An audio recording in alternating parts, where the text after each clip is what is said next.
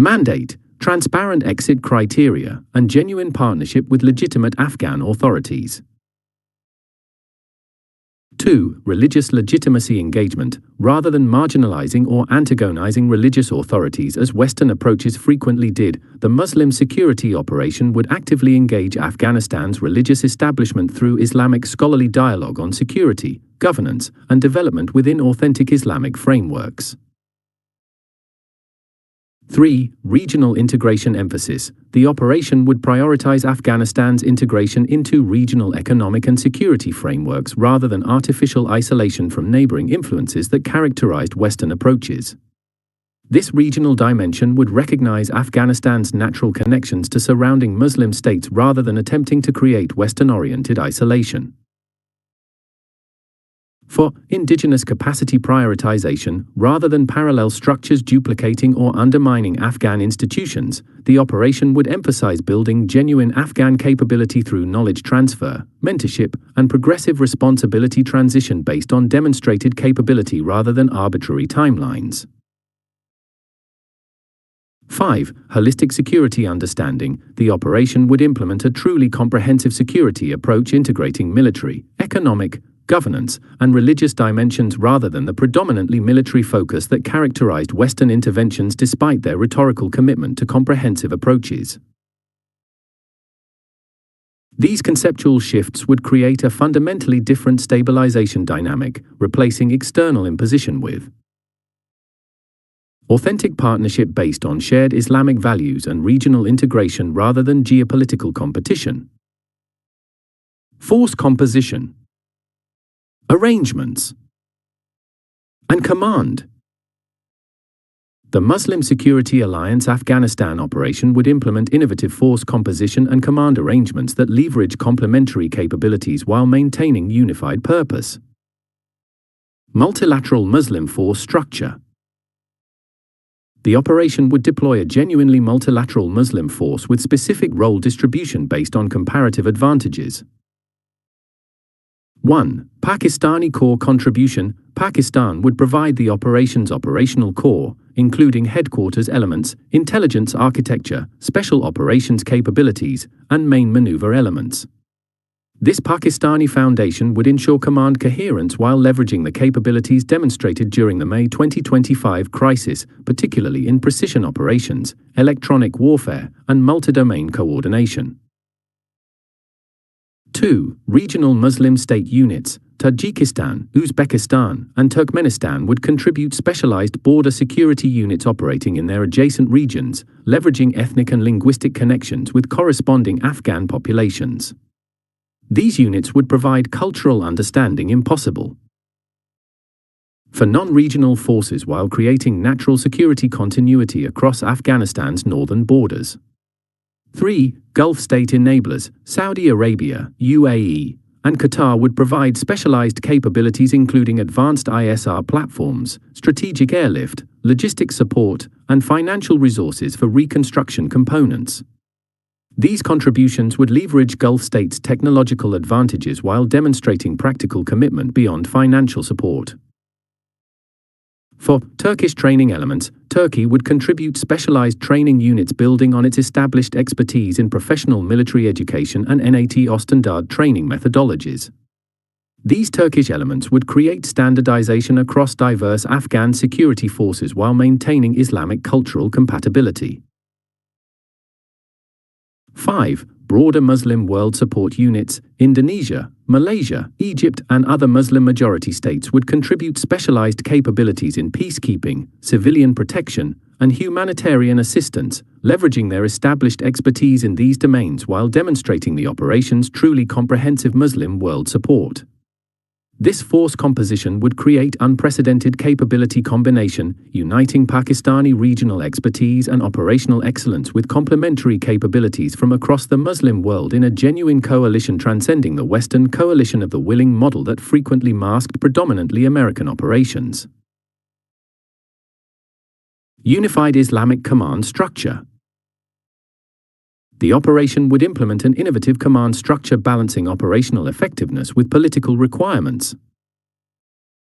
1. Strategic Guidance Council. A council comprising defense ministers from contributing Muslim states would provide strategic guidance while ensuring political support alignment. Unlike the unwieldy NATO plus partners decision structure that frequently paralyzed Western operations, this council would operate through streamlined decision protocols focused on strategic-level guidance rather than operational micromanagement.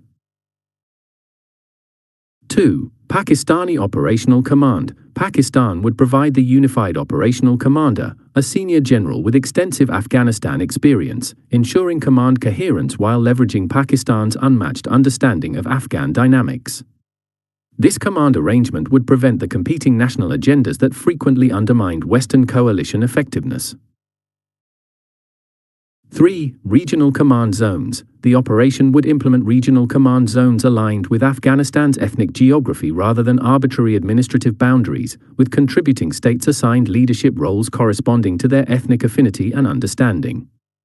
This approach would replace Western administrative convenience with genuine cultural alignment. 4. Joint Religious Advisory Council. Distinguished Islamic scholars from contributing states and Afghanistan itself would form an advisory council providing religious legitimacy guidance, ethical framework oversight, and cultural sensitivity direction. This unprecedented arrangement would institutionalize Islamic principles within the operations command structure rather than treating religious dimensions as external considerations. 5. Afghan Integration Mechanisms. Afghan security leadership would be integrated at all command levels through partnership arrangements rather than parallel structures, creating genuine capability transfer rather than the dependency relationships that characterized Western approaches despite their rhetorical commitment to Afghan-led operations. This command structure would resolve the central tension that undermined Western coalition operations, balancing unified command requirements with political representation needs through Islamic principles of consultation, shura, within clear leadership frameworks, qiyada. Counterinsurgency strategy with Islamic principles.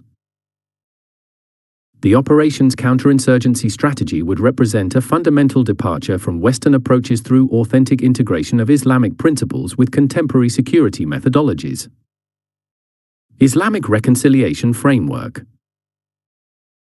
The cornerstone of the counterinsurgency approach would be a comprehensive reconciliation framework grounded in Islamic principles. 1. Theological dialogue prioritization. Unlike Western approaches that treated reconciliation primarily through political and economic incentives, the Muslim security approach would prioritize genuine theological dialogue addressing the religious dimensions of conflict.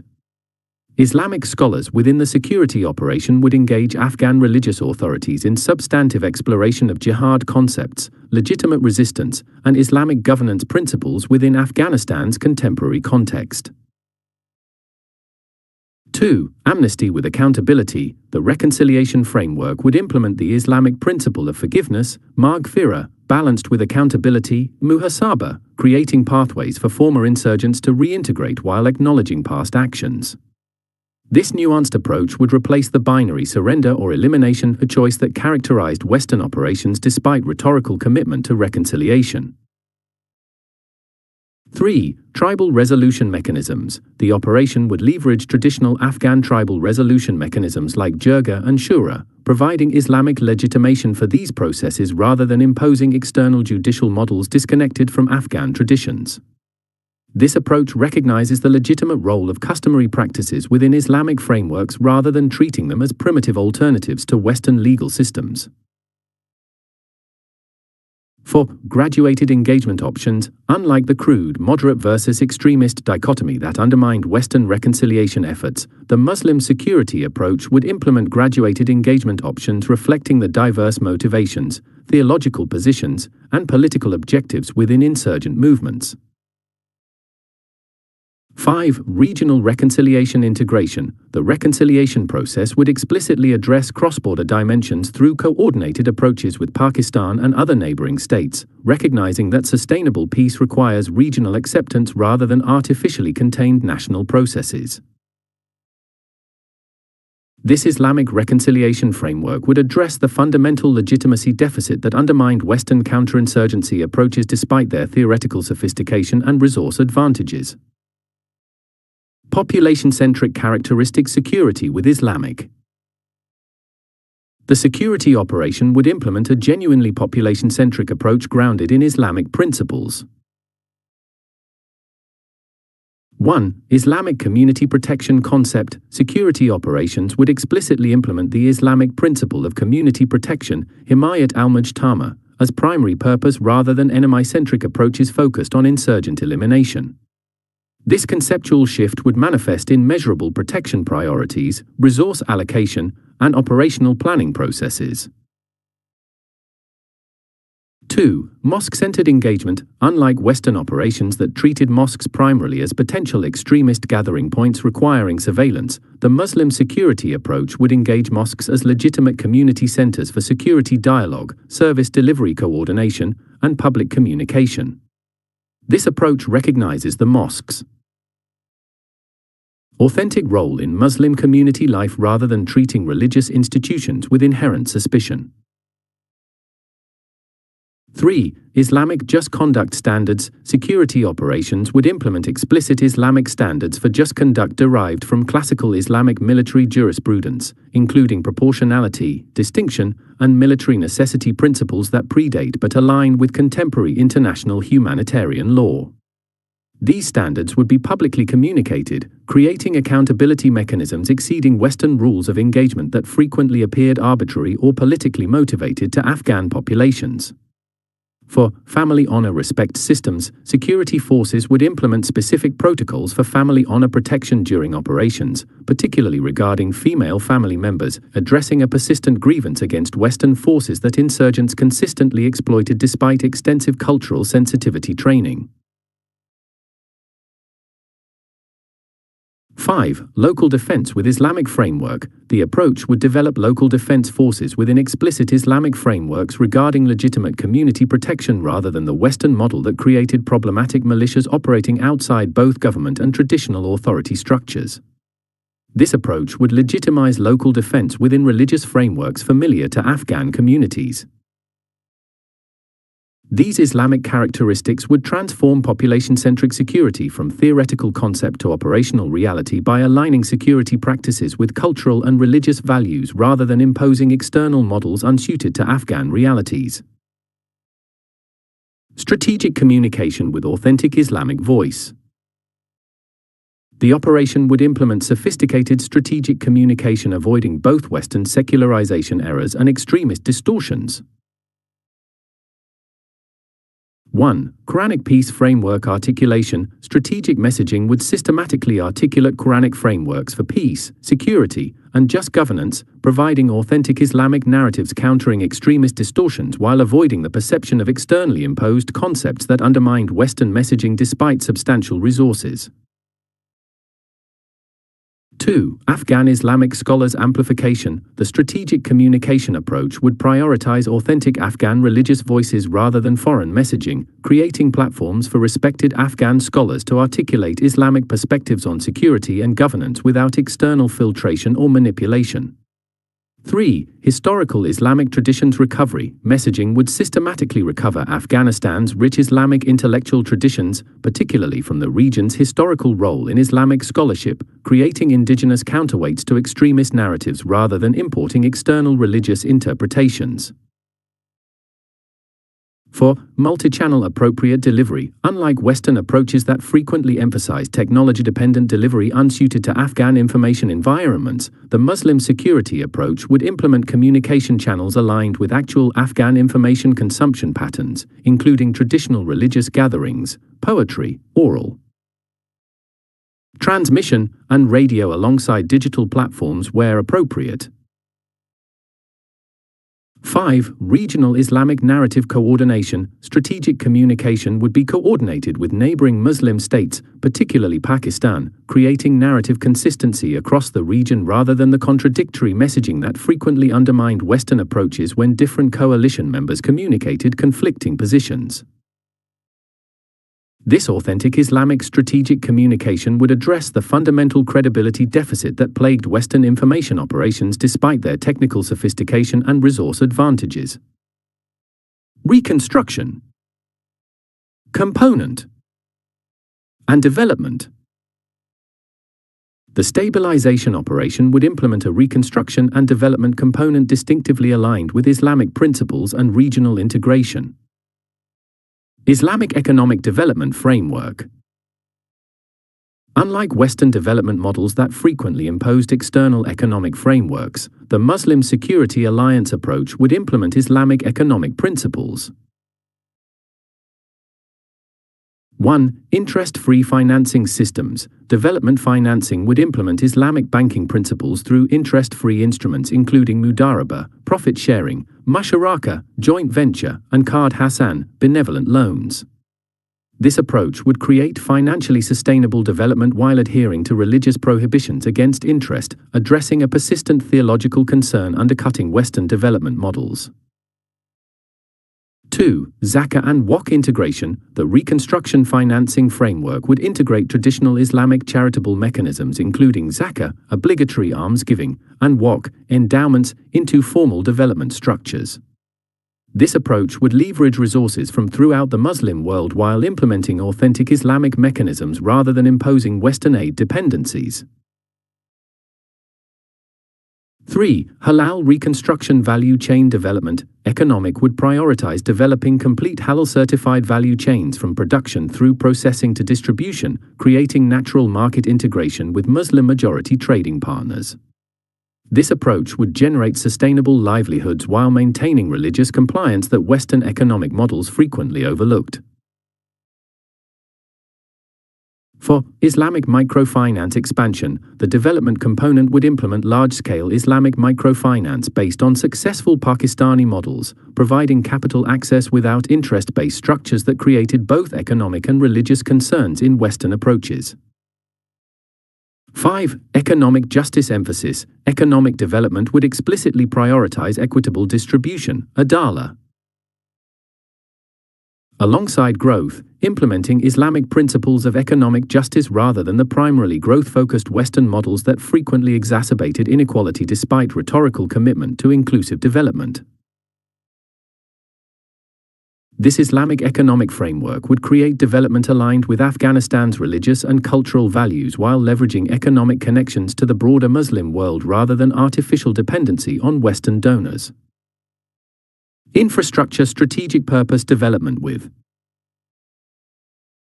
The reconstruction component would implement infrastructure development explicitly aligned with strategic objectives.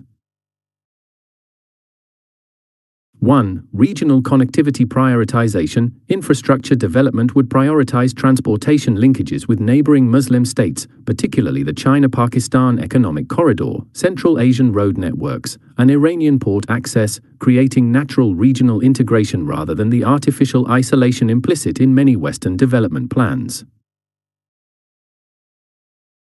2. Energy independence through Muslim partnership. Energy infrastructure would prioritize sustainable domestic production complemented by integration with Muslim state energy networks, including Pakistani transmission systems, Turkmen natural gas, and Tajik hydropower.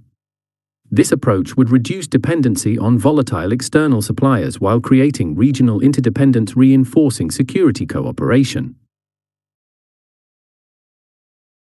3. Islamic education infrastructure. The development component would prioritize rebuilding Afghanistan's historical role as an Islamic education center through comprehensive madrasa development combining religious knowledge with contemporary subjects.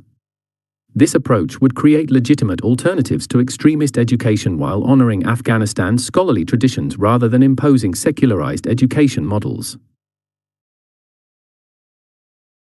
4. Digital infrastructure with cultural protection. Technology development would implement advanced connectivity while incorporating specific protective measures for cultural and religious values, avoiding the cultural disruption that frequently accompanied Western technology introduction despite its technical benefits. 5. Defensive infrastructure integration. Critical infrastructure would incorporate specific defensive elements enabling protection against both conventional and asymmetric threats, creating resilience against potential spoiler attacks rather than vulnerable development requiring perpetual external security presence.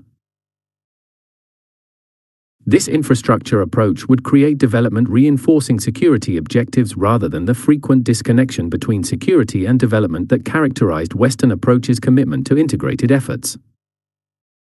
Human capital. Despite development Islamic character. Rhetorical. With the reconstruction component would implement distinctive human capital development approaches. 1. Islamic leadership development. The operation would establish an Islamic leadership academy providing emerging Afghan leaders with integrated instruction in governance, management, and ethics within Islamic frameworks rather than importing Western leadership models disconnected from Afghan traditions. 2. Unlike female empowerment within Islamic frameworks, Western approaches that frequently created implementation commitment gaps by imposing external gender frameworks, the Muslim security approach would implement female empowerment programs explicitly grounded in Islamic principles and Afghan cultural contexts. This approach would enable sustainable progress through authentic frameworks rather than creating perception of cultural imposition. 3. Religious scholar capacity building. The development component would include specific programs enhancing Afghan religious scholars' capacity through advanced Islamic studies, comparative religious analysis, and contemporary governance principles within Islamic frameworks. This investment would develop indigenous religious leadership capable of addressing complex modern challenges through authentic Islamic approaches. For technical skills with moral formation, vocational training programs would integrate technical skills development with explicit moral formation based on Islamic work ethics, creating both capacity and character rather than the purely technical focus that characterized many Western training programs.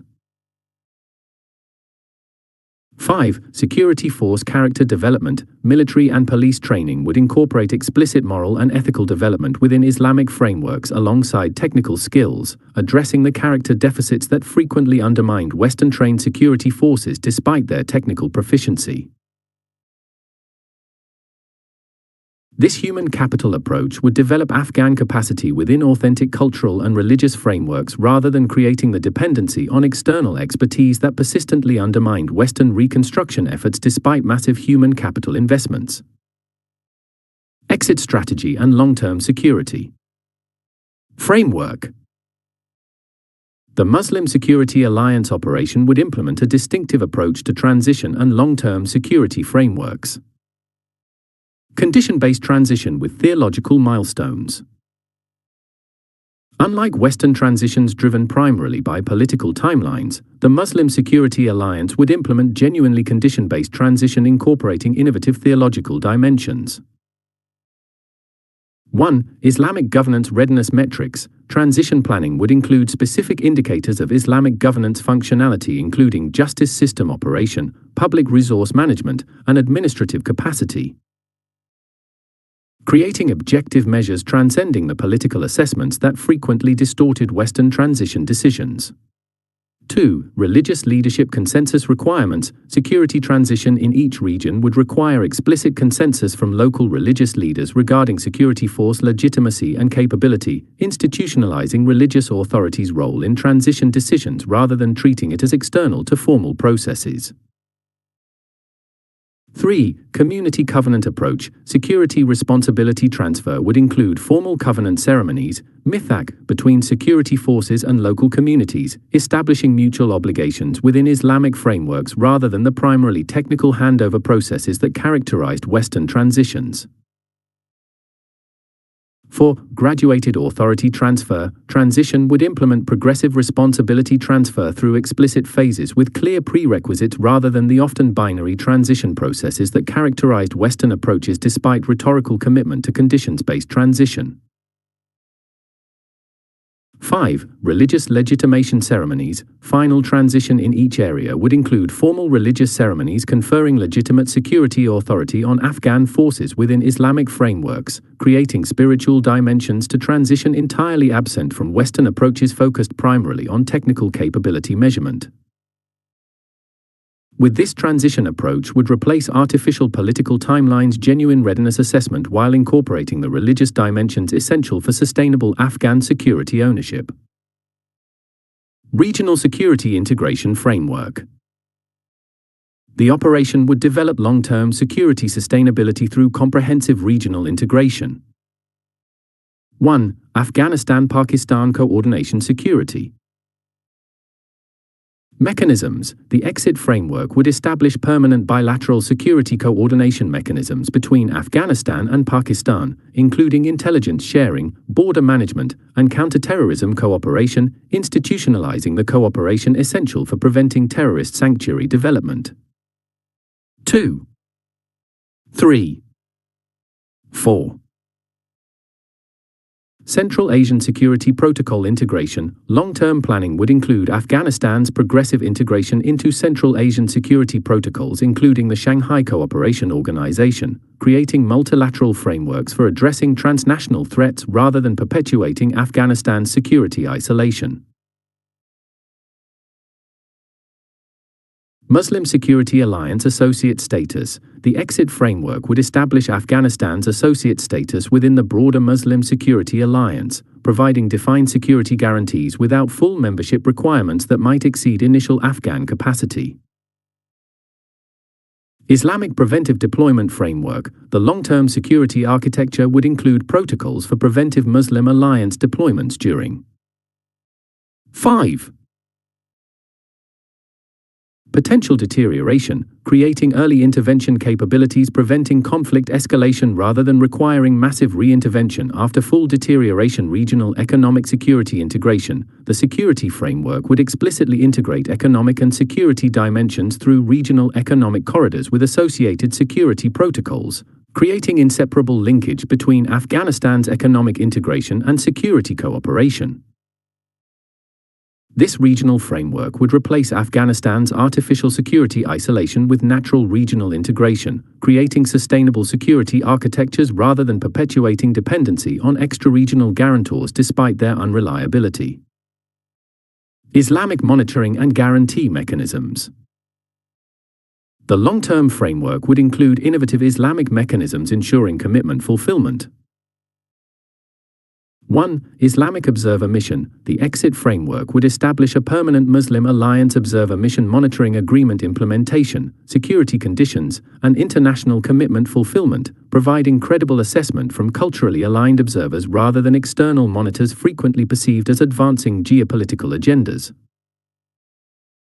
2. Ulama Council Oversight Role. The long-term framework would institutionalize a multinational Ulama Council role in monitoring security force conduct, governance quality, and international commitment fulfillment, creating religious accountability mechanisms absent from purely political frameworks.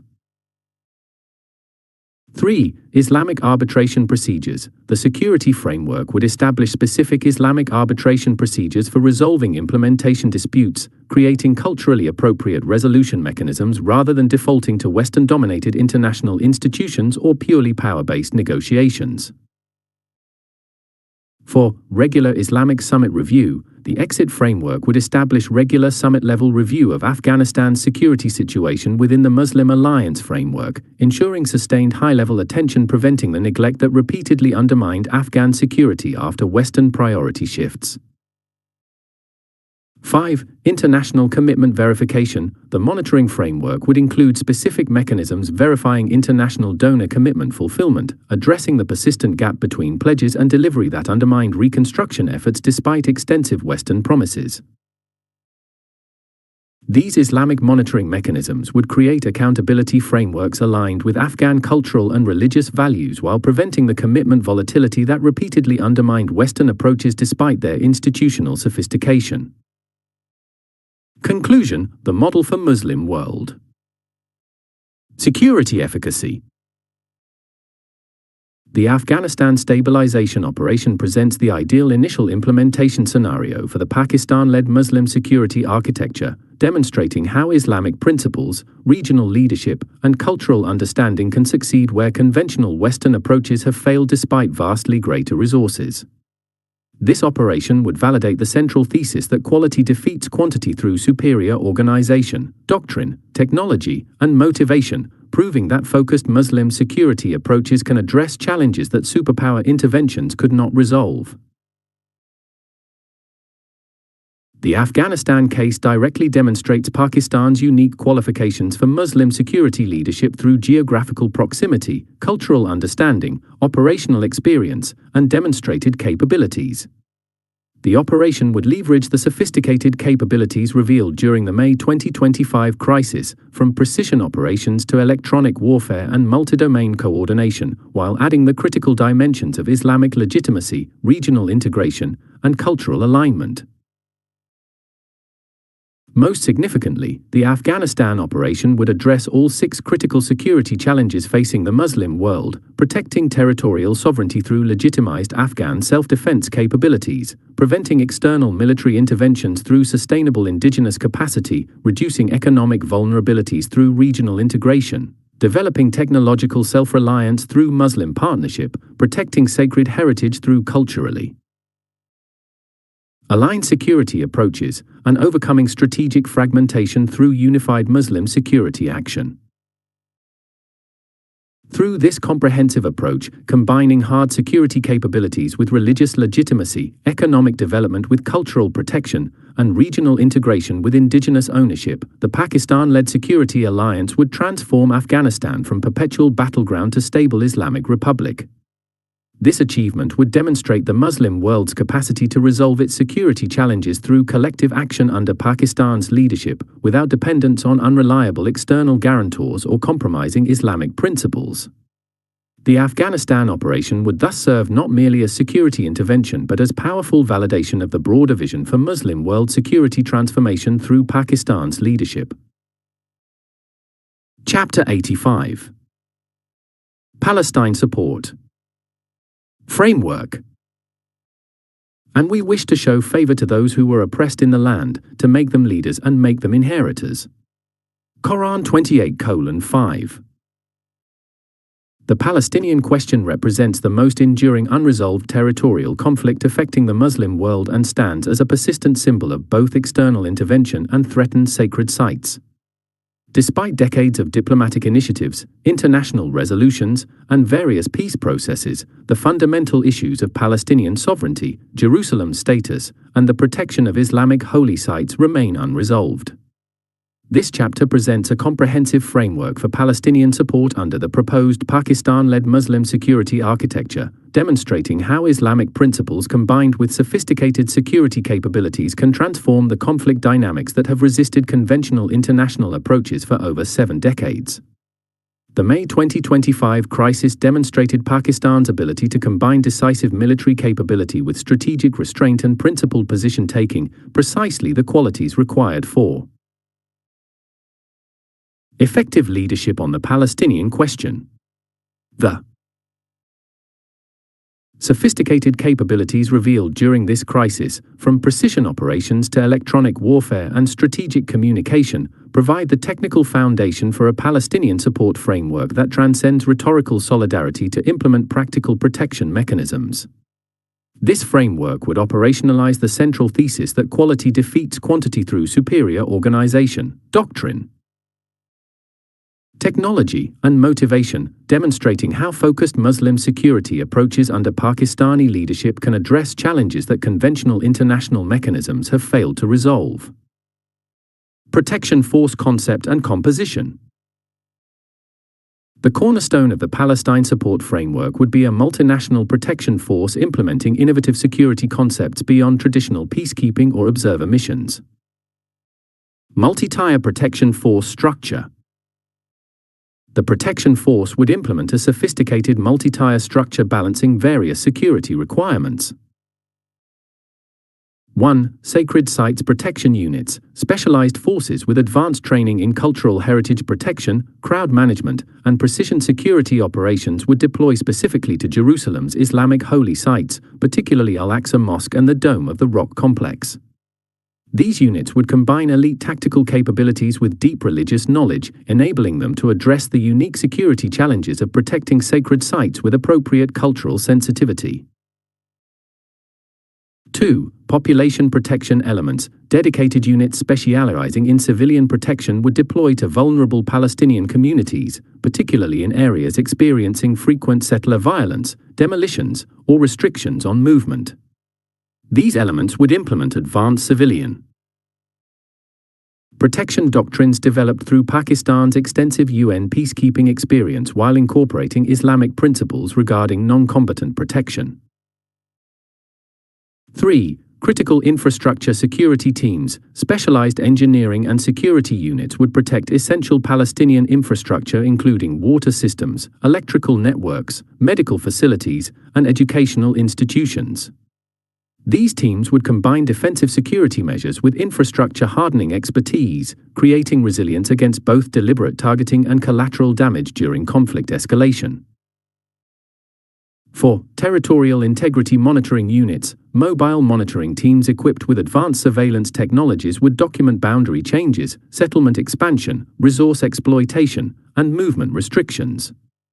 These units would create unprecedented transparency regarding territorial integrity violations through sophisticated documentation capabilities exceeding traditional observer missions. 5. Quick reaction forces, mobile units with advanced tactical capabilities would maintain prepared positions enabling rapid response to emerging threats across Palestinian territories.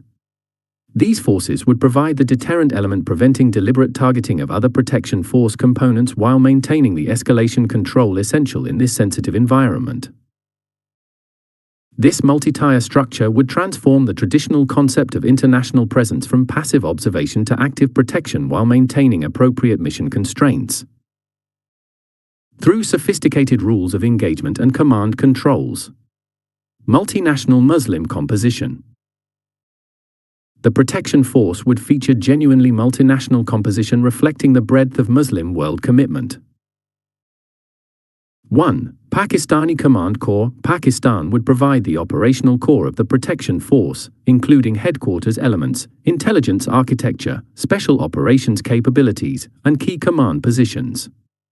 This Pakistani foundation would leverage the capabilities demonstrated during the May 2025 crisis, particularly in precision operations, electronic warfare, and multi-domain coordination, while ensuring command coherence through Pakistan's established leadership capacity.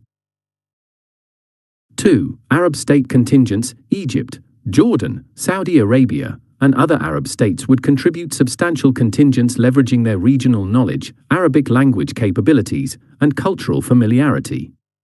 These Arab components would facilitate local engagement while demonstrating pan-Arab commitment transcending individual state interests. 3. Technical capability contributors. Malaysia, Indonesia, Turkey, and other Muslim states with specialized technical capabilities would contribute niche elements including advanced surveillance systems, cyber protection units, electronic countermeasure capabilities, and specialized engineering assets. These contributions would create technical capabilities exceeding traditional peacekeeping missions while distributing participation across the Muslim world.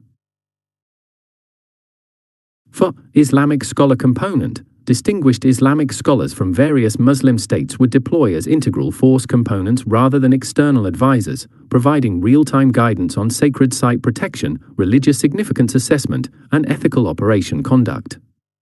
This unprecedented component would ensure protection operations maintain appropriate religious sensitivity while enhancing legitimacy through scholarly validation.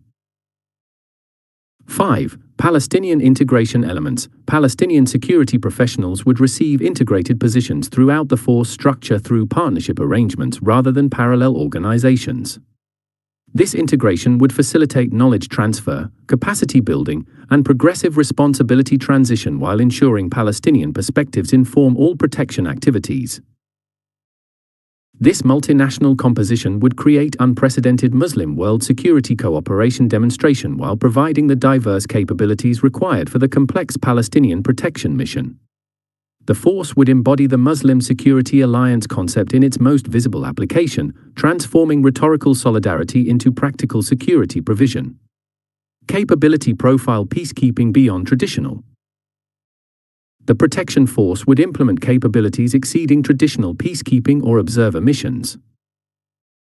1. Integrated early warning network. The force would deploy sophisticated sensor networks, unmanned surveillance systems, and human intelligence capabilities, creating comprehensive early warning regarding potential threats to Palestinian communities, sacred sites, or the protection force itself. This capability would transform threat response from reactive to preventive through advanced identification of escalation indicators. 2. Non-lethal engagement spectrum. Unlike traditional peacekeeping forces with binary capability options, non-intervention or lethal force, the protection force would deploy the full spectrum of non-lethal engagement technologies, including acoustic systems, optical disruptors, advanced barriers, and precision area denial capabilities. This sophisticated non-lethal toolkit would enable calibrated responses to various threat levels while minimizing escalation risks. 3. Electronic protection umbrella. The force would implement advanced electronic countermeasures protecting against surveillance, communication disruption, or precision targeting capabilities Pakistan demonstrated during the May 2025 crisis. This electronic protection would particularly secure Palestinian leadership, critical infrastructure, and sacred sites from remote targeting or intelligence collection.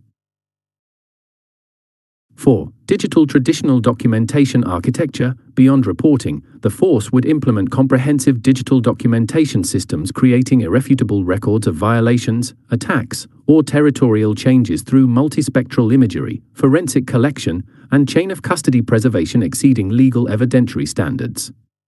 This capability would transform international understanding through undeniable documentation, replacing contested narratives. 5. Defensive counter-drone systems. Recognizing the growing threat from unmanned systems, the protection force would deploy sophisticated counter-drone capabilities including detection, electronic defeat, kinetic interception, and attribution technologies. This capability would address an emerging risk category that traditional peacekeeping missions remain unequipped to counter despite its growing significance. These advanced capabilities would transform international protection from symbolic presence to effective security provision while maintaining appropriate mission constraints through sophisticated command and control systems. The resulting force would demonstrate the practical implementation of the book's central thesis that quality defeats quantity through superior organization, doctrine, technology, and motivation. Legal basis and deployment strategy. The Palestine Support Framework would implement innovative approaches to both legal foundation and deployment strategy. Multi-layered legal foundation. The protection force would establish unprecedented legal foundation through complementary authorities. 1. Organization of Islamic Cooperation Mandate. The primary legal basis would derive from formal OIC mandate establishing collective Muslim responsibility for protecting Jerusalem's Islamic holy sites and Palestinian civilians. This foundation would reframe the protection force from external intervention to legitimate exercise of the Muslim world's religious responsibility, transforming the fundamental legal characterization from traditional peacekeeping to sacred duty fulfillment. 2. Palestinian Authority invitation. Formal invitation from the internationally recognized Palestinian Authority would provide host nation consent foundation essential for legal deployment. This invitation would explicitly define protection force authorities, jurisdictional parameters, and operational constraints while establishing clear distinctions from occupation through consent-based presence. 3. UN framework integration. While not dependent on UN authorization, the protection force would leverage applicable Security Council resolutions regarding Palestinian territory, civilian protection, and Jerusalem status. This approach would situate the protection force within established international legal frameworks while not making implementation contingent on additional UN mandates vulnerable to permanent member veto. For Islamic international law application, the protection force mandate would explicitly incorporate Islamic international law principles, regarding civilian protection, sacred site preservation, and proportionate security measures. This approach would establish dual legal foundation in both conventional international law and Islamic jurisprudence, creating legitimacy across both frameworks. 5. Treaty-based authorization. The Muslim Security Alliance Treaty would include specific provisions authorizing collective action for protecting Islamic holy sites and Muslim populations facing existential threats.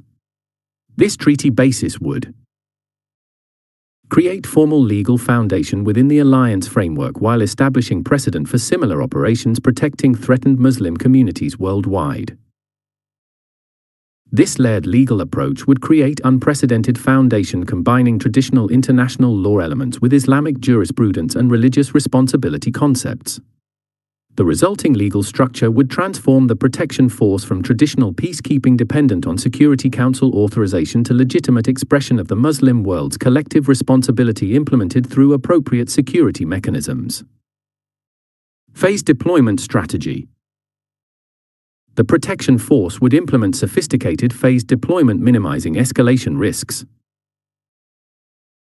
1. Sacred sites initial focus. The initial deployment phase would focus exclusively on Jerusalem's Islamic holy sites, particularly Al-Aqsa Mosque and the Dome of the Rock complex, establishing presence at these religiously significant locations before expanding to broader territorial coverage. This approach would ground the mission in its core religious protection purpose while creating deployment precedent at the most symbolically significant locations. 2. Progressive geographic expansion. Following sacred site establishment, the protection force would implement carefully sequenced geographic expansion prioritizing areas facing imminent humanitarian risks, particularly communities experiencing settler violence, demolitions, or movement restrictions. This sequential approach would prevent overextension while focusing resources where protection needs are most acute. 3. Capability-driven timeline. Unlike traditional deployments with politically determined schedules, the protection force would implement capability-driven timelines with specific preparedness metrics required before each deployment phase. This approach would ensure actual security provision rather than symbolic presence while preventing premature deployment creating security vulnerabilities. 4. Integrated confidence-building measures. Each deployment phase would incorporate specific confidence-building measures designed for key stakeholders, including local Palestinian communities, regional states, and international organizations. These measures would establish mission credibility through demonstrable protection outcomes rather than declaratory promises. 5. Conditions-based withdrawal framework. From initial deployment, the protection force would establish explicit conditions-based withdrawal criteria linked to sustainable Palestinian security self-sufficiency rather than arbitrary timelines or political calculations. This framework would prevent both indefinite presence and premature withdrawal while creating transparent metrics for mission transition. This phased approach would ensure effective deployment while minimizing escalation risks through carefully calibrated presence expansion. The resulting deployment strategy would demonstrate the practical implementation of asymmetric effectiveness, achieving maximum protection impact with optimized force deployment through superior planning, capability alignment, and strategic patience. Escalation management protocols. The protection force would implement sophisticated escalation management specific to the uniquely sensitive operating environment.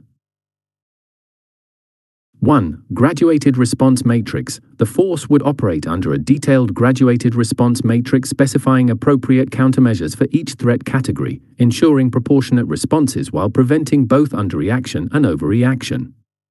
This matrix would incorporate both Islamic and international legal principles regarding proportionality, distinction, and military necessity. 2. Deconfliction mechanisms. The deployment would include explicit deconfliction channels with all security actors in the operating environment, establishing communication protocols, liaison arrangements, and notification systems preventing unintended confrontation through miscalculation or misunderstanding. 3. Religious leadership consultation. Escalation decisions involving sacred sites would require explicit consultation with the protection force's Islamic scholar component, ensuring actions maintain appropriate respect for religious significance while preventing exploitation of sacred locations. 4. Strategic disengagement options. For situations exceeding mission parameters, the protection force would maintain prepared disengagement protocols enabling temporary repositioning without conceding protection responsibilities. These options would prevent forced binary choices between escalation and abandonment during complex security developments.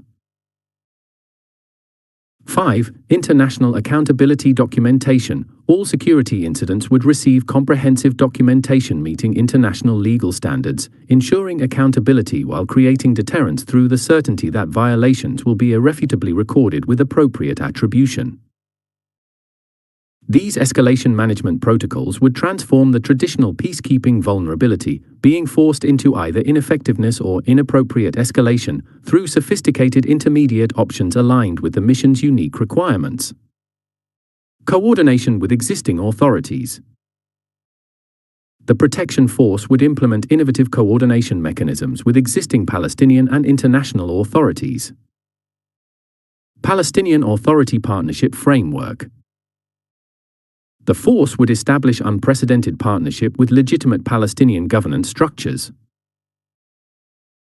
1. Joint Security Coordination Council. A formal council comprising protection force leadership and Palestinian security officials would provide integrated direction aligning protection activities with Palestinian security priorities and governance requirements.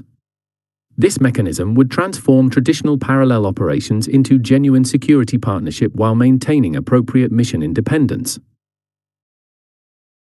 2. Capability Transfer Program. From initial deployment, the protection force would implement structured capability transfer to Palestinian security services through combined operations, formal training programs, equipment provision, and mentorship arrangements. This approach would develop indigenous protection capacity while creating sustainable security beyond the protection force's presence. 3. Information sharing architecture. Sophisticated information sharing systems would provide Palestinian authorities with appropriate intelligence, threat assessments, and documentation while maintaining necessary operational security. This framework would enable informed Palestinian decision-making while preserving protection force source protection and operational integrity. 4. Resource augmentation mechanisms. Rather than creating parallel logistics systems, the protection force would intentionally procure services and supplies through Palestinian providers where security appropriate, creating economic benefits while developing sustainable support capabilities for indigenous security forces. 5. Complementary jurisdiction framework. Clear jurisdictional delineation would establish specific protection force authorities while respecting Palestinian sovereignty through explicit acknowledgement of concurrent Palestinian jurisdiction. This approach would prevent both authority gaps and jurisdictional conflicts while reinforcing Palestinian governance legitimacy. This partnership framework would transform traditional international force limitations through genuine integration with legitimate Palestinian authorities while maintaining the mission independence necessary for effective protection. The resulting relationship would demonstrate practically how external support can enhance rather than undermine indigenous governance. International organization coordination. The protection force would implement sophisticated coordination with international entities. 1. 2. 3. 4. United Nations structured interface. Formal coordination mechanisms with UN agencies would establish information exchange, deconfliction protocols, and complementary activity planning while maintaining operational independence. This framework would leverage UN capabilities while preventing the limitations that frequently undermine UN-led security operations. Diplomatic observer integration. The protection force would incorporate diplomatic observers from key international stakeholders, including non-Muslim states with constructive engagement history, creating transparency while building international legitimacy beyond the Muslim world. International organization capability access. Formal agreements would enable protection force access to specific international, particularly satellite organization imagery, forensic capabilities, analysis, humanitarian stockpiles, and specialized expertise, while maintaining operational control independence. Complementary the mandate implementation. Protection Force would establish clear delineation with existing international missions, including United Nations truce. Supervision Organization, UNTSO, facilitating effectiveness through role clarity rather than competitive overlap or duplicative functions. 5. International Criminal Court Evidence Protocols. Formal protocols with international judicial bodies would ensure Protection Force documentation meets evidentiary standards for potential future accountability processes, establishing deterrence through certainty that violations will face potential prosecution with legally admissible evidence. These coordination mechanisms would leverage international capabilities while maintaining the operational independence necessary for effective protection beyond traditional peacekeeping constraints. The resulting framework would demonstrate how Muslim security leadership can integrate constructively with architecture international while maintaining authentic Islamic principles and operational effectiveness. Religious authority engagement. The Protection Force would implement unprecedented religious authority coordination. 1. Jerusalem Islamic Waqf integration. Formal protocols would establish specific coordination with the Jerusalem Islamic Waqf responsible for managing Al-Aqsa Mosque compound, ensuring protection activities maintain appropriate religious sensitivity while respecting traditional custodianship arrangements. 2. Multinational Religious Council, an advisory council comprising distinguished Islamic scholars from diverse Muslim traditions, would provide guidance on sacred site protection, religious significance assessment, and ethical operation conduct. This unprecedented component would ensure protection operations maintain appropriate religious sensitivity while enhancing legitimacy through scholarly validation. 3. Religious heritage documentation. Technical specialists would implement comprehensive documentation of Islamic religious heritage sites, creating definitive records establishing protection requirements while developing restoration references in case of damage. 4. Religious access facilitation. Dedicated units would focus specifically on ensuring Muslim worshipper access to sacred sites, creating unimpeded religious practice opportunity while managing secure movement through potentially hostile environments. 5. Religious calendar security planning. Protection operations would incorporate specific planning for significant dates in the Islamic religious calendar, implementing heightened security measures during periods of increased worshipper presence or historical tension. This religious authority engagement would transform the traditional secular approach characterizing international missions through explicit incorporation of Islamic dimensions essential for the mission's core purpose of sacred site protection. Humanitarian component integration. The Palestine Support Framework would integrate comprehensive humanitarian dimensions beyond traditional security operations. Protection humanitarian nexus implementation. The framework would implement innovative integration between protection and humanitarian components. 1. Humanitarian access corridors. The Protection Force would establish and secure designated humanitarian corridors ensuring reliable delivery access to vulnerable communities, particularly in areas experiencing movement restrictions, closures, or active conflict. These corridors would transform humanitarian delivery from uncertain permission-dependent activity to reliable protected operations. 2. Essential Services Protection Doctrine. Specialized units would implement dedicated protection for essential service infrastructure including water systems, medical facilities, schools, and electrical networks. This protection would combine physical security with technical resilience measures, developing infrastructure capacity to withstand potential targeting or collateral damage. 3. Humanitarian space expansion. Through sophisticated area security operations, the Protection Force would create expanded humanitarian operating space enabling service delivery in previously inaccessible locations. This capability would particularly benefit vulnerable communities in areas experiencing frequent security incidents, movement restrictions, or deliberate humanitarian access prevention. For integrated needs assessment, joint teams comprising protection force security specialists and humanitarian professionals would conduct integrated assessments identifying both protection requirements and humanitarian needs through single coordinated evaluation. This approach would overcome the traditional separation between security and humanitarian assessment, creating comprehensive understanding through single evaluation process. 5. Protective presence operations. Specialized units would implement protective presence doctrine, providing visible security accompaniment enabling civilian movement, agricultural access, and community functions otherwise prevented by security threats. This approach would transform daily life possibilities for vulnerable communities through targeted security provision at critical friction points. This protection humanitarian integration would address the fundamental limitation undermining traditional approaches, where security and humanitarian components operate separately despite their interdependent requirements.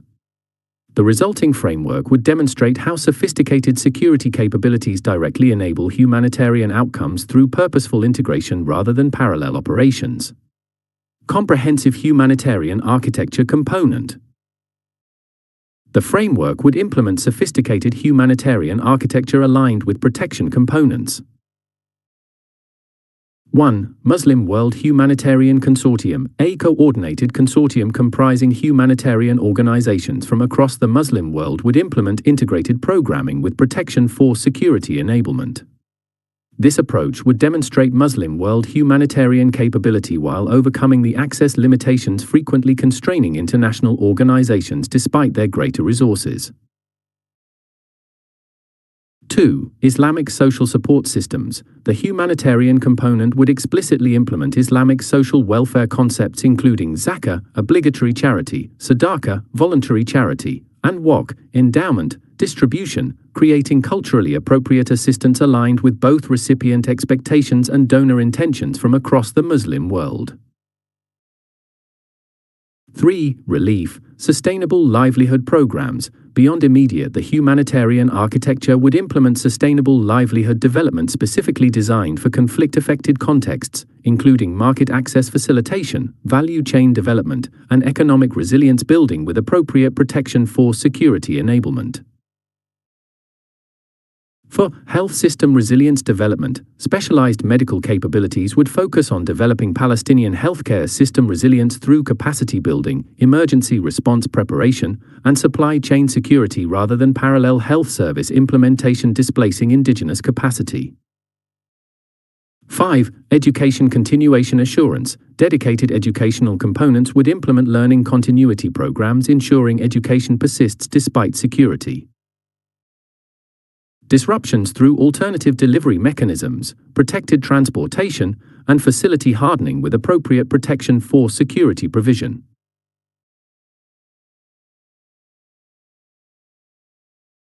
Cultural heritage protection integration. The framework would implement dedicated cultural heritage protection exceeding traditional humanitarian approaches. 1. Islamic historic site documentation. Technical specialists would implement comprehensive documentation of Islamic cultural heritage, creating definitive records establishing protection requirements while references in case of damage. 2. Developing restoration. Religious manuscript preservation. Specialized capabilities would focus on protecting irreplaceable religious manuscripts, historical documents, and cultural artifacts through both physical security and digital preservation. This component would address a critical vulnerability frequently overlooked in conventional humanitarian approaches focused primarily on basic needs. 3. Specific archaeological site security. Dedicated units would provide protection for significant Islamic archaeological sites, preventing both deliberate targeting and collateral damage while ensuring legitimate archaeological activity can continue despite security challenges. For cultural practice protection beyond physical sites, the framework would implement specific measures protecting intangible cultural heritage including religious ceremonies, traditional practices, and community gatherings essential for Palestinian cultural continuity but vulnerable to security disruption. 5. Restoration capability development. Technical specialists would develop indigenous Palestinian capacity for appropriate restoration of damaged cultural heritage, creating self-sufficiency in preservation capabilities while ensuring restoration adheres to proper conservation standards despite challenging operating conditions. This cultural heritage protection would address dimensions frequently neglected in conventional approaches despite their fundamental importance for Palestinian identity and Islamic heritage preservation. The resulting framework would demonstrate how comprehensive security concepts must include cultural dimensions alongside physical protection and humanitarian assistance. Strategic communication and international legitimacy. The Palestine Support Framework would implement sophisticated approaches to both strategic communication and international legitimacy development, narrative reclamation strategy. The framework would implement comprehensive strategic communication transcending traditional public relations. 1. Palestinian voice amplification. Rather than speaking for Palestinians, the strategic communication approach would create platforms amplifying authentic Palestinian voices through technical support, access facilitation, and distribution mechanisms. This approach would transform international understanding through direct Palestinian narrative rather than external interpretation. 2. Visual documentation revolution. Leveraging technologies demonstrated during the May 2025 crisis, the framework would implement unprecedented visual documentation capabilities, creating irrefutable visual records of both violations and protection achievements. This capability would transform international discourse through objective visual evidence superseding contested narratives. 3. Sacred site reality presentation. Specialized capabilities would focus specifically on documenting Jerusalem's Islamic sacred sites, implementing both routine condition reporting and immediate incident documentation, ensuring accurate international understanding of this religiously significant dimension. 4. Counter-disinformation on capabilities, drawing. Pakistan's sophisticated counter-disinformation experience, the framework would implement dedicated capabilities identifying, attributing, and countering false information about both Palestinian conditions and protection force operations. This capability would prevent the information manipulation frequently undermining accurate understanding despite factual reality. 5. Muslim world audience engagement. Beyond Western opinion prioritization characterizing many international missions, the framework would implement specific communication strategies engaging Muslim world audiences, ensuring accurate understanding of both Palestinian conditions and protection force achievements throughout the Muslim world. This strategic communication approach would transform the traditional limitations characterizing Palestinian narrative, where information asymmetries, access constraints, and sophisticated counter-messaging frequently prevent accurate international understanding despite objective reality. Islamic legitimacy development. The framework would implement unprecedented Islamic legitimacy dimensions. 1. Religious obligation articulation. Strategic messaging would explicitly articulate the Islamic religious obligation for protecting Jerusalem's sacred sites and supporting oppressed Muslims, establishing the protection force as fulfillment of religious duty rather than merely political initiative or conventional peacekeeping operation. 2. Islamic scholarly validation. Distinguished Islamic scholars from diverse traditions would provide explicit religious validation for the protection force mission, creating theological legitimacy through respected scholarly voices rather than political declarations alone. 3. Islamic historical continuity. Communication would establish explicit connection between the protection force and historical Islamic responsibility for Jerusalem's sacred sites, particularly the Ottoman protection legacy and earlier Islamic governance periods. This historical anchoring would position the mission within the continuous Islamic obligation for Jerusalem rather than novel political initiative. 4. Pan-Islamic unity demonstration. The protection force's multinational Muslim composition would be explicitly communicated as practical demonstration of Islamic unity transcending political, sectarian, and geographic divisions through common commitment to sacred site protection. 5. Islamic protection principles. Communication would articulate the specific Islamic ethical principles governing the protection force operations, including proportionality, distinction between combatants and civilians, and protection priorities derived from Islamic jurisprudence rather than merely adopting Western protection concepts. This Islamic legitimacy development would establish the mission's authentic religious foundation transcending conventional peacekeeping legitimacy based primarily on international organization mandates or major power consent. The resulting framework would demonstrate how Islamic principles provide not merely cultural context but fundamental legitimacy foundation for Muslim security operations. International legitimacy strategy.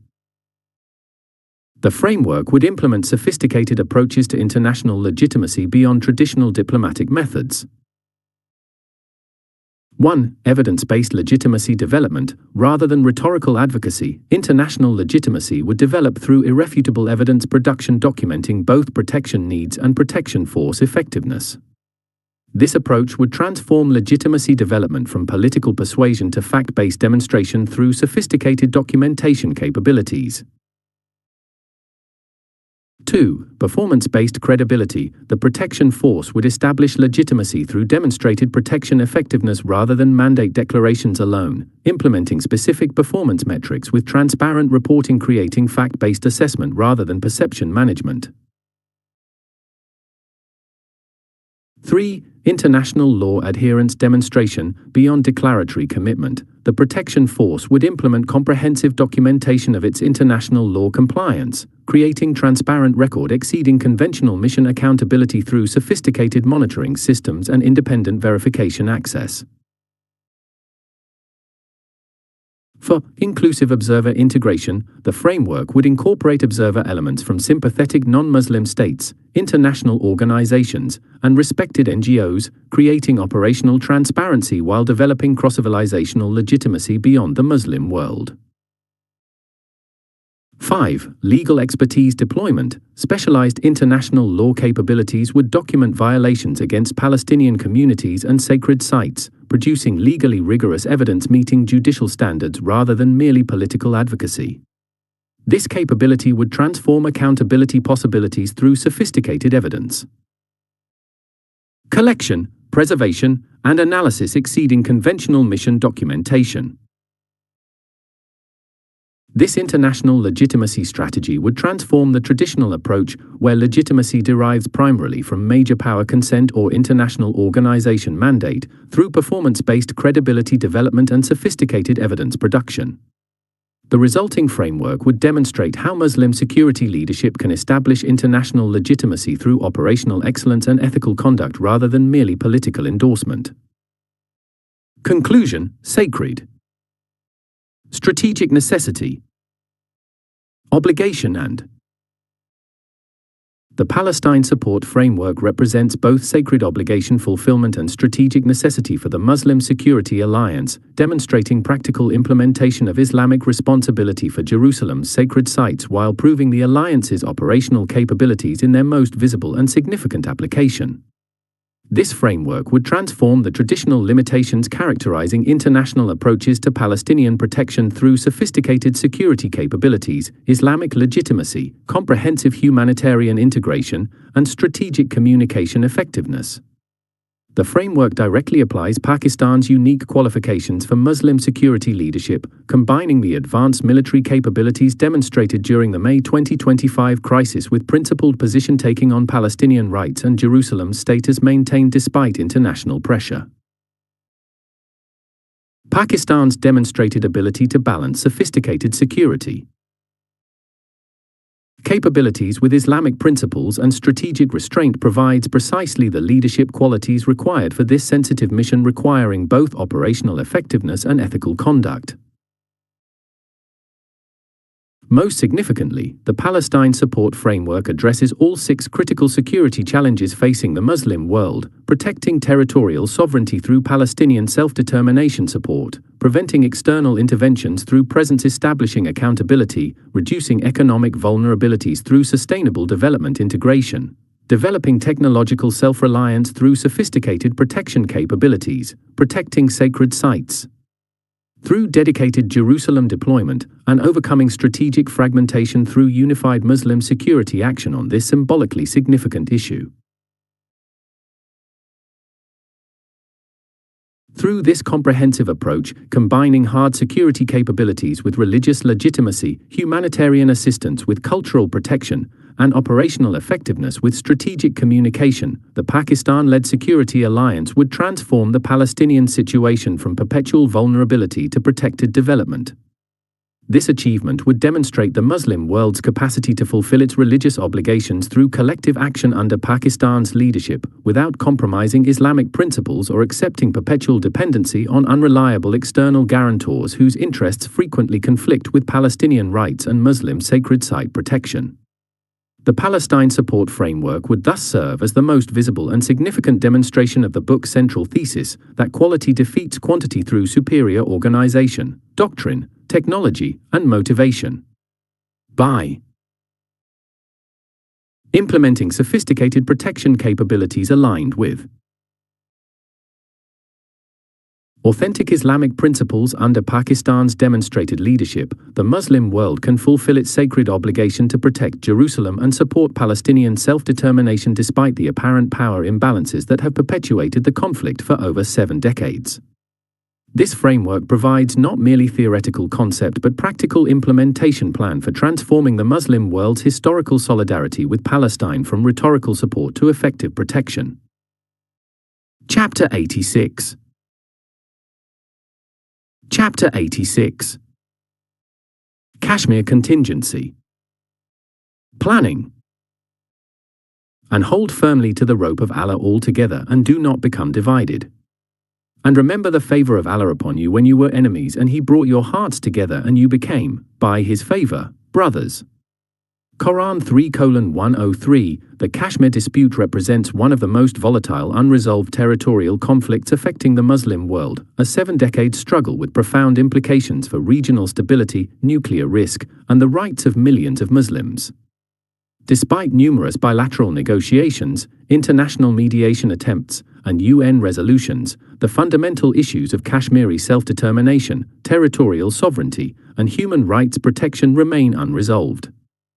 This chapter presents a comprehensive contingency planning framework for potential Muslim security alliance engagement in Kashmir, demonstrating how sophisticated security capabilities, diplomatic coordination, and humanitarian protection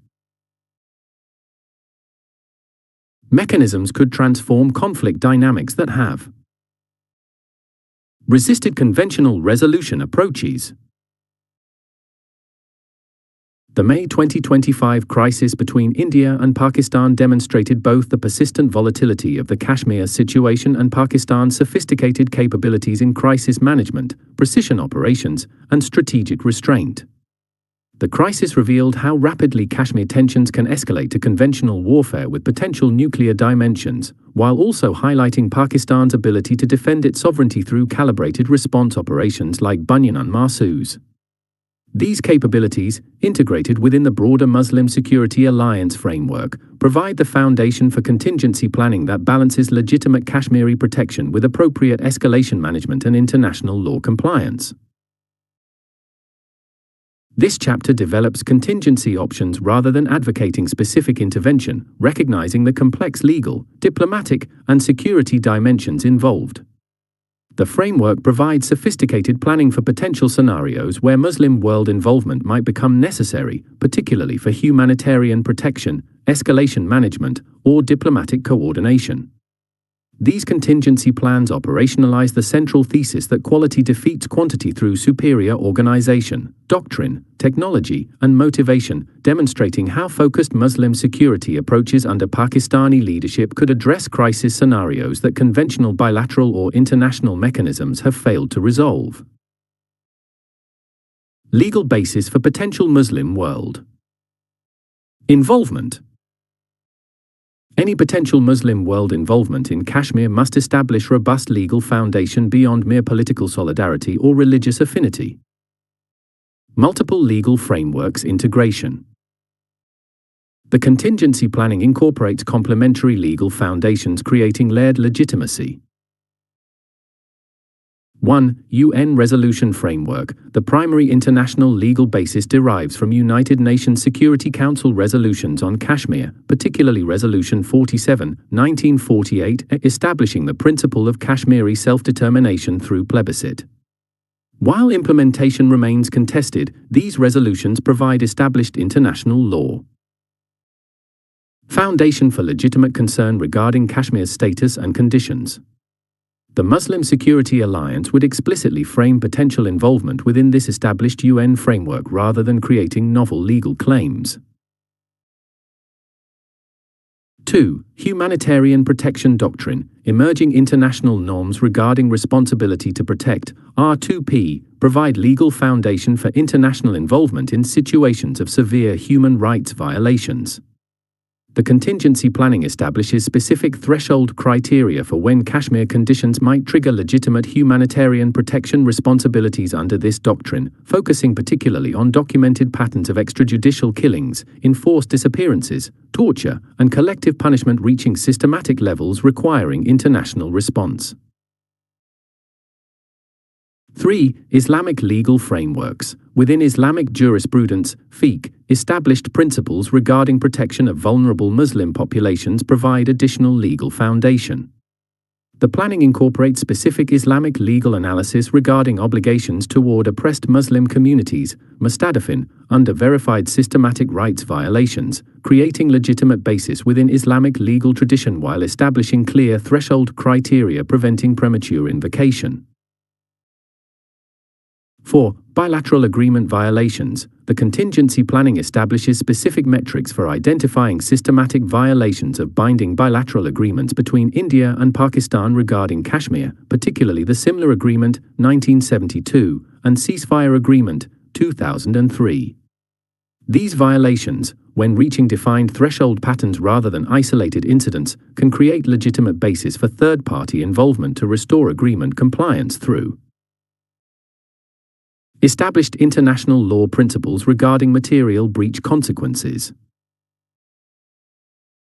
5. International humanitarian law application. The planning establishes clear application of international humanitarian law provisions regarding occupied territories and protected populations under conflict conditions. This framework identifies specific violation patterns that would trigger legitimate international humanitarian law enforcement concerns requiring coordinated response beyond bilateral resolution capacity. This layered legal foundation would transform potential Muslim world involvement from perceived religious solidarity intervention to legitimate action within established international law frameworks. The contingency planning explicitly establishes both threshold criteria and verification requirements, preventing premature invocation while ensuring appropriate legal foundation when genuine triggers occur. Graduated legal basis framework. The contingency planning implements sophisticated gradation matching legal basis to involvement level. 1. Diplomatic engagement legal threshold. The lowest intervention level, coordinated diplomatic engagement, requires the least stringent legal foundation based primarily on established UN resolution framework and general humanitarian concern. This level remains permanently authorized under normal conditions requiring no additional legal triggers. 2. Humanitarian assistance legal threshold. The next level, humanitarian assistance provision, requires documented evidence of specific human rights violations creating genuine humanitarian need, verified through credible international monitoring rather than unverified claims. This threshold establishes concrete evidentiary requirements while maintaining relatively accessible authorization appropriate for non-military humanitarian response. 3. Observer mission legal threshold. Deploying neutral observers requires more substantial legal basis combining clear bilateral agreement violation patterns with documented humanitarian concerns reaching defined severity thresholds. This intermediate level establishes appropriate barrier preventing unnecessary deployment while ensuring timely authorization when genuinely required. 4. Protection mission legal threshold, the highest non-combat intervention level. Protection mission deployment requires the most stringent legal foundation combining systematic human rights violations documented by credible international sources with clear responsibility to protect trigger conditions and explicit request from legitimate Kashmiri representative entities. This threshold creates substantial authorization barrier appropriate for significant intervention while ensuring possibility when conditions genuinely warrant. 5. Limited military involvement legal threshold, the most intensive contingency option. Limited military involvement for specific protection objectives requires maximum legal foundation including UN Security Council authorization, clear genocide or mass atrocity evidence, and exhaustion of all diplomatic alternatives. This threshold creates appropriately stringent requirements preventing premature military involvement while establishing pathway when catastrophic conditions might genuinely require intervention. This graduated framework creates appropriate authorization barriers preventing unnecessary escalation while ensuring available options when genuine conditions warrant involvement. The contingency planning thus balances restraint with effectiveness through sophisticated legal threshold design matching involvement level to appropriate legal foundation. Verification and evidence documentation. The contingency planning establishes rigorous verification mechanisms preventing action based on unsubstantiated claims. 1. Multi-source verification requirement. Any potential involvement beyond routine diplomatic engagement requires verification through multiple independent sources including international human rights organizations, UN mechanisms, credible media documentation, and technological verification methods. This requirement prevents action based on partisan claims while ensuring timely verification when genuine violations occur. 2. Forensic evidence documentation. For alleged serious violations potentially triggering higher involvement levels, the planning requires specific forensic evidence meeting international legal standards regarding chain of custody, authentication, and reliability. This evidence standard prevents action based on manipulated information while developing genuine documentation when violations occur. 3. Technical verification capabilities. The contingency planning incorporates advanced technical verification capabilities including satellite imagery analysis, open-source intelligence collection, digital forensics, and pattern analysis methodologies. These capabilities enable independent assessment beyond potentially biased human sources while establishing objective factual foundation for potential involvement decisions. 4. Legal evidentiary standards. All documentation must meet explicit legal evidentiary standards suitable for potential international judicial proceedings, ensuring collected information could support legitimate accountability processes rather than merely political advocacy. This standard creates appropriate rigor while developing valuable documentation regardless of ultimate involvement decisions. 5. Protection of sources protocols. The verification framework includes sophisticated protocols protecting vulnerable information sources from potential retaliation, ensuring human sources can provide critical verification without exposure risk. These protocols enable access to essential insider information while maintaining ethical treatment of vulnerable witnesses. These verification mechanisms transform the traditional challenge of separating genuine violations from propaganda through sophisticated capabilities exceeding conventional diplomatic assessment methods. The resulting evidence base would provide legitimate foundation for potential involvement while creating valuable human rights documentation regardless of ultimate action decisions. Escalation management strategies. Any potential Muslim world involvement in Kashmir requires sophisticated escalation management preventing unintended conflict expansion, escalation prediction and prevention. The contingency planning implements advanced escalation prediction capabilities. 1. Early warning indicator system. The planning establishes comprehensive early warning indicators identifying potential escalation pathways before crisis points, including military deployment patterns, communication signal changes, leadership movement, and social media sentiment analysis. These indicators enable preventive diplomacy addressing emerging risks before reaching crisis requiring more substantial intervention. 2. Threshold monitoring mechanisms. Sophisticated monitoring systems track defined escalation thresholds including military alert levels, cross-border firing incidents, diplomatic communication changes, and public rhetoric shifts. These monitoring mechanisms create objective assessment of escalation trajectory rather than relying on subjective perception frequently distorted during crisis. 3. Pattern recognition analysis. Advanced analytical methodologies identify patterns preceding historical escalation episodes, creating predictive capability regarding likely escalation pathways based on observed indicators. This analysis transforms reactive crisis management into preventive intervention by recognizing established patterns before reaching critical phases. 4. Cognitive bias mitigation. The planning implements specific methodologies countering cognitive biases that frequently accelerate escalation, including mirror imaging, confirmation bias, and attribution error tendencies.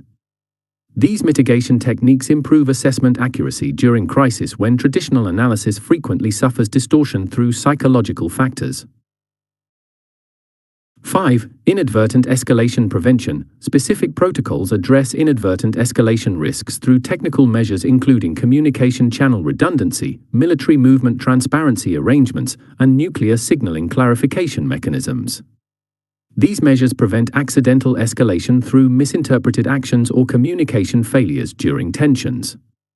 These escalation prediction capabilities would transform traditional crisis management from reactive response to preventive engagement, identifying potential escalation pathways before reaching critical thresholds requiring more substantial intervention. The contingency planning thus emphasizes prevention over response through sophisticated early identification capabilities. Tailored de-escalation mechanisms. The planning implements context-specific de-escalation mechanisms beyond generic diplomatic appeals. 1. Calibrated confidence-building measures. The planning includes graduated confidence-building measure packages tailored for specific escalation scenarios, ranging from communication channel activation to military deployment adjustments and transparency arrangements. These calibrated packages provide concrete de-escalation steps beyond rhetorical appeals while matching measures to specific escalation dynamics. 2. Third-party technical monitoring. In elevated tension scenarios, the contingency planning provides technical monitoring capabilities including aerial surveillance, electronic verification, and physical observer deployment, providing objective situation assessment, reducing escalation risk through factual clarity. These capabilities address the information asymmetry and perception distortion frequently accelerating conflict cycles. 3. Credible communication channels. The planning establishes multiple communication pathway options including both official diplomatic channels and unofficial back-channel arrangements, ensuring message transmission capability even when formal relations become strained. These redundant pathways prevent the communication breakdown, frequently accelerating escalation during crisis. 4. Economic incentive alignment. Sophisticated economic measures create tangible incentives for de-escalation, including graduated sanctions relief, trade facilitation, and conditional assistance linked to specific de-escalation steps. These economic dimensions add concrete benefits beyond security advantages, particularly influencing domestic constituencies with commercial interests. 5. International validation mechanisms. The planning includes arrangements for international validation of de-escalation compliance, providing credible verification, reducing the trust deficit that frequently undermines bilateral arrangements. These validation capabilities create confidence in compliance beyond easily disputed bilateral claims. These tailored de-escalation mechanisms would transform traditional limitations through concrete measures beyond rhetorical appeals, addressing the specific dynamics. Accelerating Kashmir-related escalation. The contingency planning thus provides practical tools rather than merely declaratory positions easily ignored during crisis intensity. Crisis communication strategy. The contingency planning includes sophisticated crisis communication, preventing escalation through messaging misinterpretation. 1. Precision messaging protocols. Detailed protocols establish precise message construction methodologies, ensuring intended meaning transmission while preventing ambiguity misinterpreted as escalation signaling. These protocols transform traditional diplomatic ambiguity into clear communication, reducing misunderstanding. 2. Audience. Escalation. Segmentation. Risk. Strategy. Through.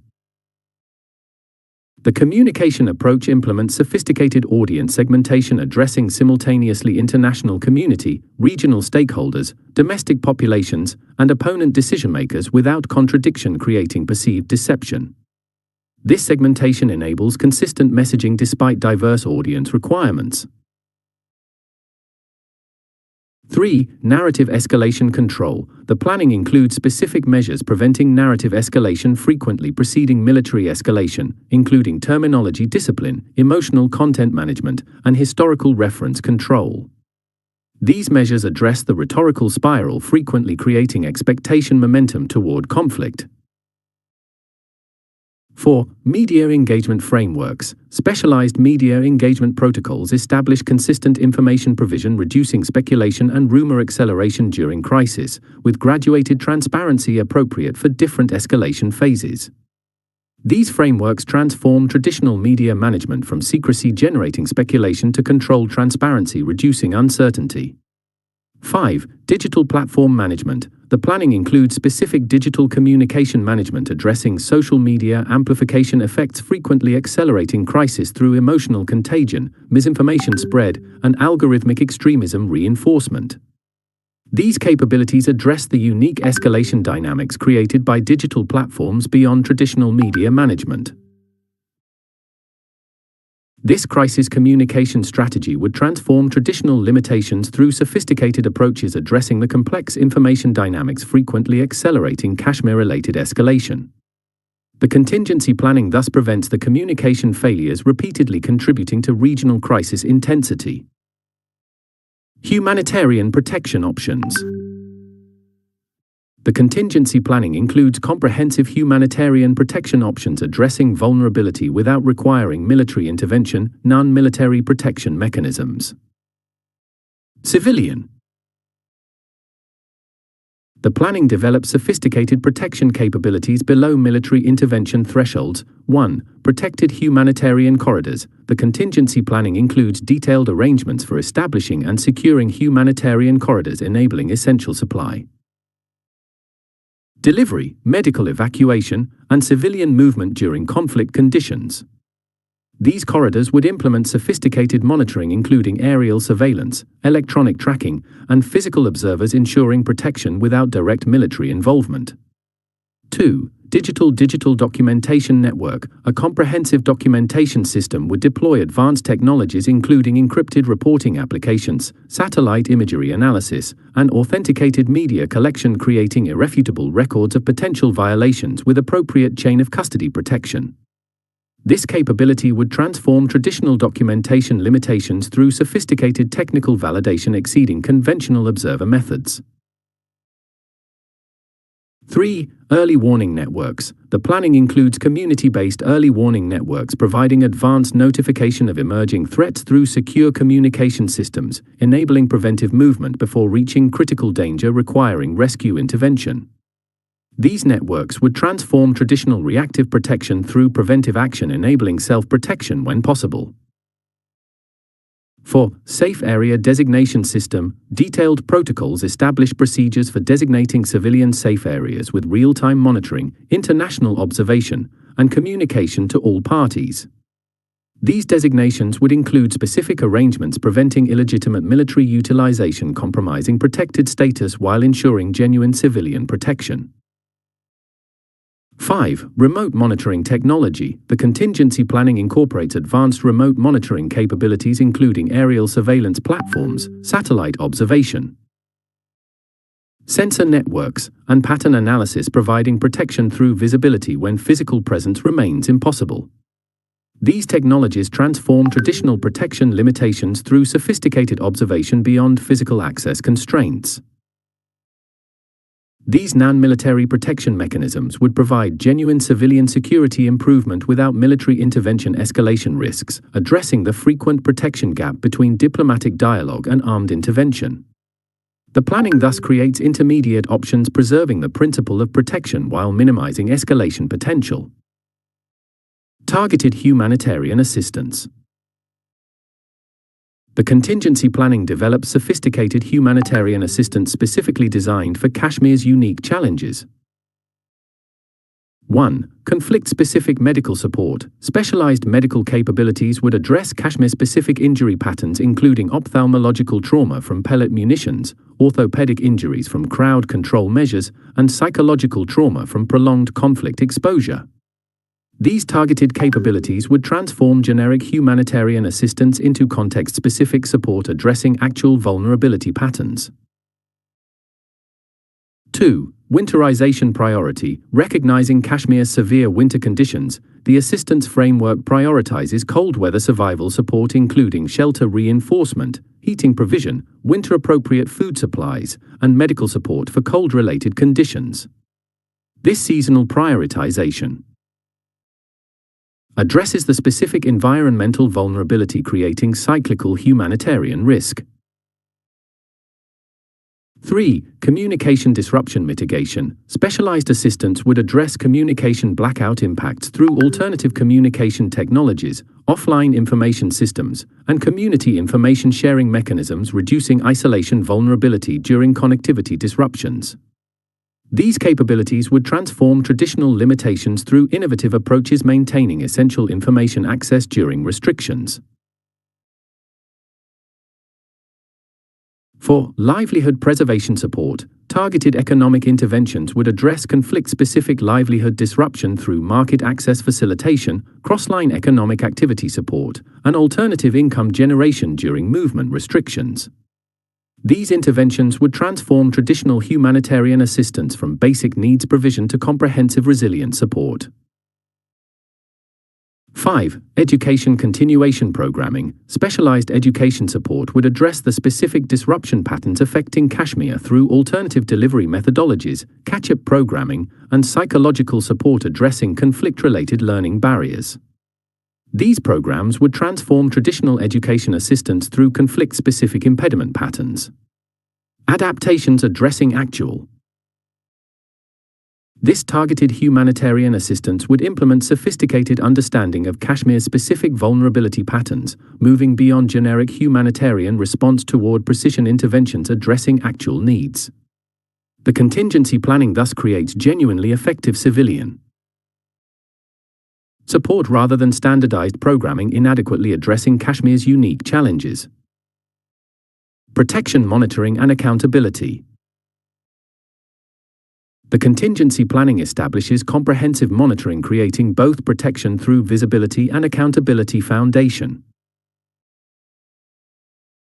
1. Multi-technology monitoring system. A sophisticated monitoring system would integrate satellite imagery analysis, secure digital reporting networks, aerial surveillance platforms, and traditional observer methodology, providing comprehensive violation documentation despite access limitations. This system would transform traditional monitoring constraints through technological solutions, extending visibility beyond physical access possibilities.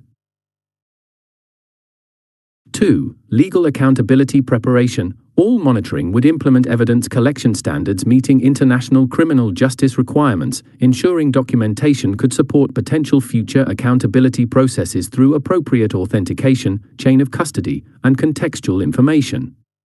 This approach would transform monitoring from situation awareness to accountability foundation through judicial standard documentation. 3. Pattern analysis capabilities. Advanced analytical methodologies would identify violation patterns beyond individual incidents, establishing systematic nature evidence necessary for international legal mechanisms while revealing targeting patterns, enabling preventive protection. These capabilities would transform individual incident documentation into comprehensive understanding, supporting both prevention and accountability. 4. Perpetrator identification protocols. The monitoring system would implement specific methodologies identifying responsibility chains from direct perpetrators through operational commanders to policy authorities, creating comprehensive accountability foundation addressing all responsibility levels. These protocols would transform traditional monitoring focused primarily on acts to complete accountability framework addressing all participation forms. 5. Public transparency mechanisms. Appropriate monitoring results would receive public dissemination through protected channels, ensuring visibility, creating both deterrence through exposure risk and accountability pressure through public awareness. This transparency would transform monitoring from confidential information to active protection mechanism through exposure consequences. This comprehensive monitoring would create protection impact. Before any direct intervention through visibility effects, while establishing accountability foundation if violations continue despite observation. The contingency planning thus implements protection consciousness, creating behavioral change through awareness of inevitable documentation regardless of access limitations. Diplomatic support coordination. The Muslim Security Alliance would implement sophisticated diplomatic coordination transcending traditional solidarity statements. Multi-level diplomatic engagement. The contingency planning establishes coordinated diplomatic action across multiple levels. 1. Unified OIC diplomatic platform. The planning transforms the traditional OIC fragmentation through specific coordination mechanisms, ensuring consistent diplomatic messaging, synchronized diplomatic initiatives, and collective diplomatic leverage application. This unified platform would convert traditional rhetorical solidarity into practical diplomatic weight through coordinated rather than individual state action. 2. Bilateral diplomatic sequencing. Sophisticated diplomatic sequencing would coordinate bilateral engagements by individual Muslim states, ensuring complementary rather than contradictory interactions, with specific role distribution based on relationship advantages with key international actors. This coordination would transform random bilateral engagements into strategic diplomatic campaign with intentional sequencing and role allocation. 3. Parliamentary diplomatic activation. The planning includes coordinated parliamentary diplomacy across Muslim world legislatures, implementing synchronized resolutions, interparliamentary delegations, and legislative pressure, enhancing executive diplomatic efforts. This parliamentary dimension adds democratic legitimacy while engaging additional pressure points beyond traditional executive diplomacy. 4. Track 2. Diplomatic coordination. Coordinated unofficial diplomatic initiatives would implement complementary engagement through academic institutions, think tanks, and civil society organizations, expanding diplomatic bandwidth beyond official channels while maintaining strategic alignment with formal efforts. This Track 2 coordination would transform traditional limitations through expanded engagement spectrum. 5. Diaspora diplomatic mobilization. The planning includes specific coordination of Muslim diaspora communities in influential countries, particularly Western democracies, providing sophisticated advocacy materials, coordinated messaging, and strategic engagement timing. This diaspora dimension adds democratic pressure in key international decision centers through citizen advocacy beyond traditional state diplomacy. This multi-level diplomatic coordination would transform traditional limitations through sophisticated synchronization across diplomatic dimensions, converting fragmented initiatives into strategic campaign with complementary components. The contingency planning thus addresses the implementation gap between rhetorical support and effective diplomatic impact. Strategic narrative development. The contingency planning implements sophisticated strategic communication beyond reactive messaging. 1. Evidence-based narrative construction. The diplomatic coordination would prioritize evidence-based communication grounded in documented facts rather than emotional claims, implementing rigorous verification before narrative dissemination while maintaining message discipline across multiple communicators. This factual discipline would transform traditional credibility limitations through consistent accuracy, establishing reliability perception. 2. Frame alignment strategy. Sophisticated frame analysis would identify optimal narrative positioning resonating with diverse international audiences while maintaining consistent core content, enabling effective communication across Western human rights frameworks, Global South sovereignty principles, and Islamic protection obligations without contradiction. This alignment would transform traditional relevance limitations, appropriately positioned messaging for each audience. 3. Through visual evidence prioritization, the strategic communication would emphasize visual documentation over verbal claims, implementing advanced authentication protocols ensuring verified imagery while developing compelling visual presentation enhancing impact through immediate emotional connection. This visual priority would transform traditional persuasion limitations through powerful imagery transcending linguistic and cultural barriers.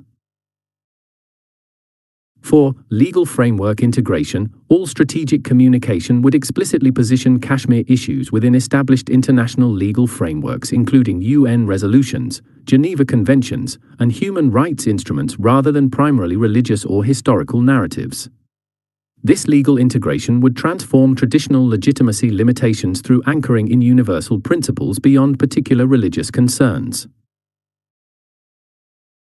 5. Counter-narrative anticipation. The strategic communication planning includes sophisticated counter-narrative analysis developing preemptive responses to predictable opposing frames, enabling immediate response deployment rather than reactive formulation during narrative contestation. This anticipation transforms traditional responsive limitations through prepared positioning addressing predictable counter-narratives. This strategic narrative development would transform traditional communication limitations through sophisticated approaches addressing the perception management challenges that have historically undermined Kashmir advocacy despite objective merit. The contingency planning thus implements persuasive effectiveness essential for generating international support beyond the Muslim world. International alliance building. The contingency planning develops sophisticated coalition building extending support beyond Muslim states.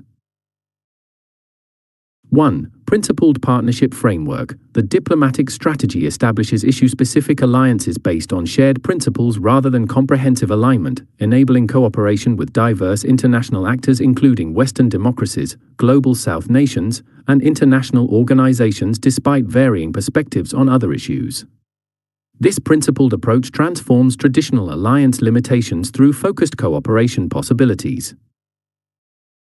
2. Comparative leverage analysis. Sophisticated analysis identifies specific leverage points with various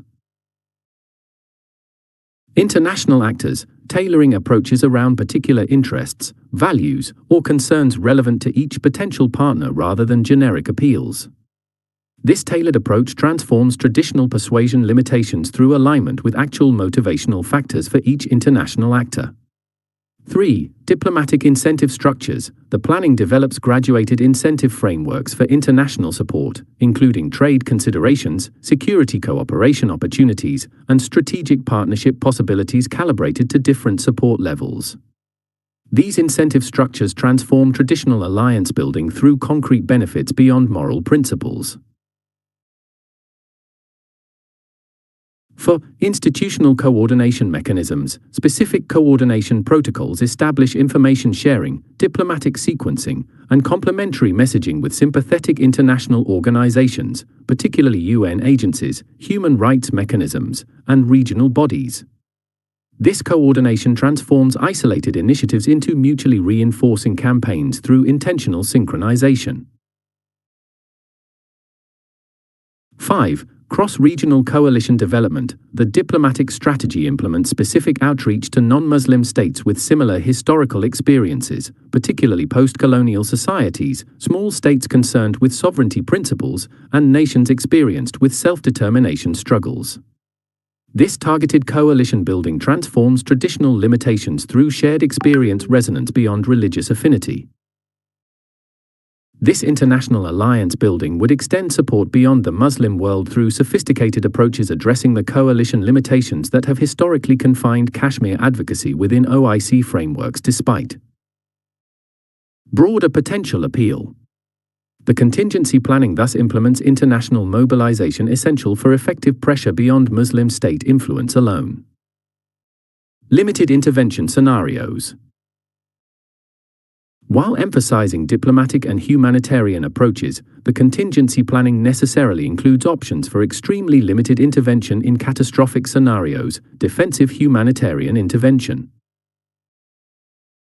the planning develops highly constrained intervention options for genuine humanitarian catastrophe. 1. Threshold criteria definition. Exceptionally stringent activation requirements establish clear thresholds for limited intervention consideration, including documented genocide risk, mass atrocity evidence meeting international legal standards, and exhaustion of all diplomatic alternatives through verified failure rather than merely declared impasse. These requirements create appropriate barriers preventing premature intervention while establishing pathway when catastrophic conditions genuinely warrant consideration. 2. Minimal footprint design. Any potential intervention would implement minimal footprint principle through limited objectives, defined timeline, restricted geographic scope, and smallest effective force calculation rather than maximal capability deployment. This constraint would transform traditional intervention risks through focused approach, addressing specific humanitarian necessity without broader entanglement. 3. Muslim coalition requirement. The planning establishes mandatory broad Muslim coalition participation preventing unilateral action, with specific representation requirements ensuring genuine collective decision rather than dominant state preference with token participation. This requirement transforms traditional legitimacy concerns through authentic multilateralism beyond nominal coalition. 4. International legitimation framework. Any potential intervention would require specific international legitimation including UN Security Council authorization when possible, regional organization endorsement, broad international support coalition, an explicit invocation of responsibility to protect doctrine meeting established criteria. This framework creates appropriate legitimacy requirements preventing action without sufficient international validation. 5. Explicit exit strategy. The planning mandates predetermined withdrawal criteria, transfer mechanisms to international authorities, and specific timeline commitments preventing indefinite presence regardless of developments. These requirements transform traditional intervention risks through guaranteed termination rather than potential permanence. These defensive humanitarian intervention options would establish tightly constrained possibilities for extraordinary circumstances while creating appropriate barriers preventing utilization except in genuine catastrophic scenarios. The contingency planning thus acknowledges worst-case possibilities without suggesting intervention likelihood or desirability. Humanitarian extraction operations. The planning develops specific capabilities for limited civilian extraction in extreme conditions. 1. Safe passage corridor concept. Detailed operational planning establishes potential humanitarian corridors enabling civilian movement from immediate danger areas, including specific route security measures, international monitoring arrangements, and neutrality protection protocols. These corridors would enable civilian protection without territorial control operations involving broader military confrontation. 2. Temporary safe zone establishment. The planning includes highly constrained safe zone concepts for temporary civilian protection during acute violence, with explicit geographical limitation, predetermined duration, international monitoring, and specific non-militarization protocols preventing military utilization. These temporary arrangements would enable immediate civilian protection without implying permanent presence. 3. Medical evacuation capabilities. Specialized capabilities would enable emergency medical evacuation for casualties exceeding local treatment capacity, implementing neutral humanitarian status, international medical personnel, and specific non-military character. These capabilities would address acute humanitarian confrontation dynamics. 4. Needs without military. Vulnerable population extraction. The planning establishes specific procedures for extracting particularly vulnerable populations under imminent threat, including religious minorities facing targeted violence, identified genocide targets, and specific individuals under documented death threat. These focused operations would enable protection of most vulnerable groups without broader military involvement. 5. International handover mechanisms. Any extraction operation would include immediate transfer protocols to appropriate international organizations including UNHCR, International Committee of the Red Cross, or UN peacekeeping operations. These handover arrangements would ensure temporary Muslim security alliance involvement without creating permanent responsibility dynamics. These humanitarian extraction capabilities would enable critical civilian protection in extreme scenarios while maintaining appropriate constraints preventing broader military entanglement. The contingency planning thus acknowledges protection responsibilities while implementing strict limitation preventing mission expansion beyond genuine humanitarian necessity. International mandate implementation. The contingency planning develops capability supporting potential international mandate implementation rather than unilateral intervention. 1. UN peacekeeping support capacity. Specific capabilities would enable Muslim Security Alliance support for potential UN peacekeeping operations in Kashmir, including specialized units designed for integration within broader UN command structure rather than independent operation. These support capabilities would transform traditional limitations through Muslim participation within established international frameworks rather than separate intervention. 2. International monitoring mission enablement. The planning establishes specific capacities supporting potential international monitoring missions, including logistics support, security enablement, and technical capabilities enhancing. International observer effectiveness without replacement. These enablement capabilities would address practical limitations frequently undermining international monitoring without supplanting international authority. 3. Negotiated access implementation. Specialized capabilities would support implementation of potential negotiated humanitarian access agreements, providing technical monitoring, verification systems, and limited security enablement ensuring agreement fulfillment.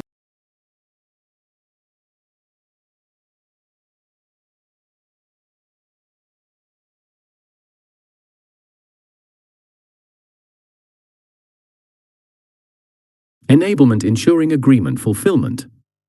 These implementation capabilities would transform traditional compliance challenges through sophisticated support mechanisms without direct intervention characteristics. For international criminal justice support, the planning develops specific capabilities supporting potential international accountability mechanisms, including evidence preservation, witness protection, and investigation support enhancing judicial effectiveness. These support capabilities would address practical implementation challenges frequently limiting international justice without claiming independent authority.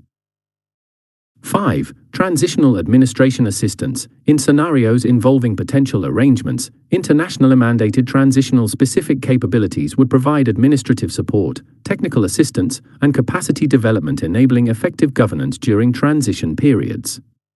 These assistance capabilities would support international mandate implementation without assuming governing authority. These international mandate implementation capabilities would enable Muslim Security Alliance contribution within established international frameworks rather than separate intervention, addressing the practical effectiveness challenges frequently limiting international mechanisms while maintaining appropriate legitimacy through proper authorization. The contingency planning thus acknowledges contribution possibilities within international systems rather than outside them. Conclusion: principled. Without provocation. Preparation. The Kashmir contingency planning represents both strategic necessity and ethical obligation for the Muslim Security Alliance, developing responsible options for potential scenarios requiring coordinated Muslim world response while emphasizing diplomatic solutions, humanitarian approaches, and appropriate international legitimacy. This planning transforms traditional limitations through sophisticated capabilities, graduated options, and rigorous authorization requirements, creating responsible preparedness without provocation. The framework directly applies Pakistan's unique qualifications for Muslim security leadership, combining the advanced capabilities demonstrated during the May 2025 crisis with long-standing principled advocacy for Kashmiri self-determination according to UN resolutions. Pakistan's demonstrated ability to balance sophisticated security capabilities with strategic restraint and international law principles provides precisely the leadership qualities required for this sensitive planning, bridging humanitarian obligation with appropriate escalation awareness. Most significantly, the Kashmir contingency planning addresses all 6 critical security challenges facing the Muslim world, protecting territorial sovereignty through adherence to UN resolutions on Kashmiri self-determination, preventing external interventions through international legitimacy frameworks, reducing economic vulnerabilities through stability promotion, developing technological self-reliance through sophisticated monitoring capabilities, protecting cultural heritage through documentation systems, and overcoming strategic fragmentation through coordinated Muslim world approach on this historically divisive issue. Through this comprehensive approach, balancing human rights protection with escalation management, diplomatic coordination with technical capabilities, and moral obligation with legal restraint, the Pakistan-led security alliance would transform the Kashmir situation from perpetual flashpoint to manageable challenge. This achievement would demonstrate the Muslim world's capacity to address complex security challenges through collective action under Pakistan's leadership, without compromising international law principles or risking unwarranted escalation in this particularly sensitive dispute. The Kashmir contingency planning thus serves a sophisticated demonstration of the book's central thesis, that quality defeats quantity through superior organization, doctrine, technology, and motivation. By implementing graduated options aligned with international law under Pakistan's demonstrated leadership, the Muslim world can fulfill its protection obligations toward Kashmiri Muslims while maintaining appropriate restraint despite the emotion this issue naturally generates. This framework provides not merely theoretical concept but practical implementation plan, transforming Muslim world engagement with the Kashmir issue from rhetorical solidarity to responsible preparedness across diplomatic, humanitarian, and limited security dimensions. Chapter 87. Yemen Conflict Resolution Approach. And if two factions among the believers should fight, then make settlement between them. But if one of them oppresses the other, then fight against the one that oppresses until it returns to the ordinance of Allah. And if it returns, then make settlement between them in justice and act justly. Indeed, Allah loves those who act justly. Quran 49:9. The Yemen conflict represents one of the most devastating humanitarian crises affecting the Muslim world, a multi-layered struggle that has created unprecedented civilian suffering while fragmenting regional security architectures. Despite numerous mediation attempts, peace initiatives, and humanitarian interventions, the underlying drivers of conflict persist with devastating consequences for Yemen's population and regional stability. This chapter presents a comprehensive framework for Yemen conflict resolution under the proposed Pakistan-led Muslim security architecture, demonstrating how Islamic principles combined with sophisticated security capabilities can transform conflict dynamics that have resisted conventional international approaches.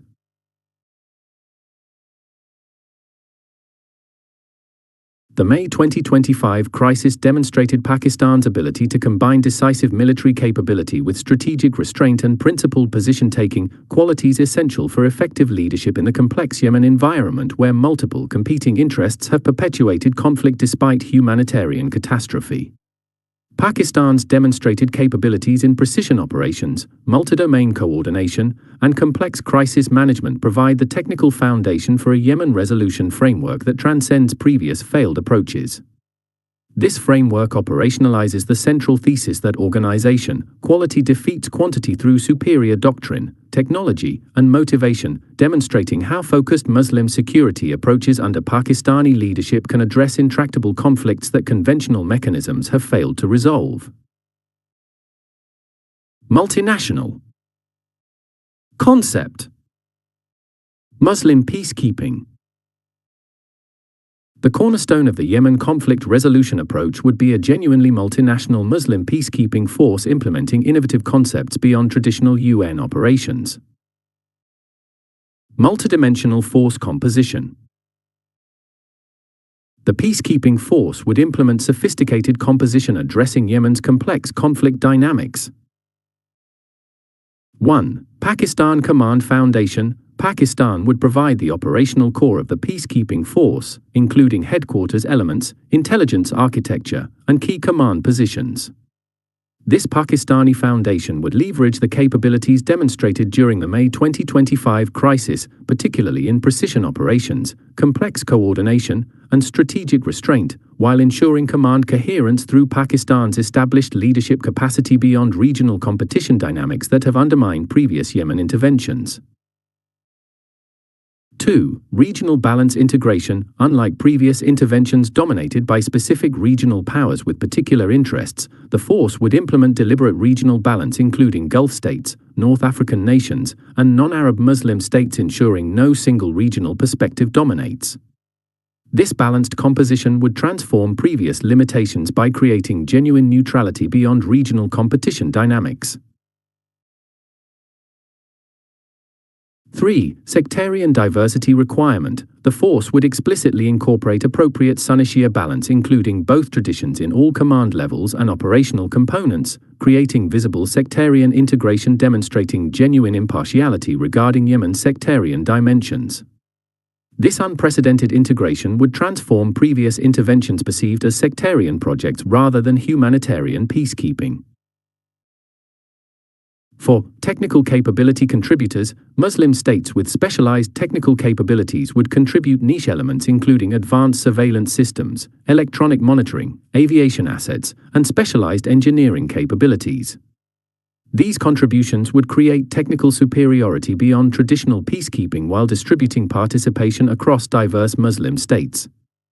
5. Yemeni integration elements. Yemeni personnel would receive specific integration across force components through partnership arrangements rather than parallel structures, creating genuine inclusion while developing indigenous capacity.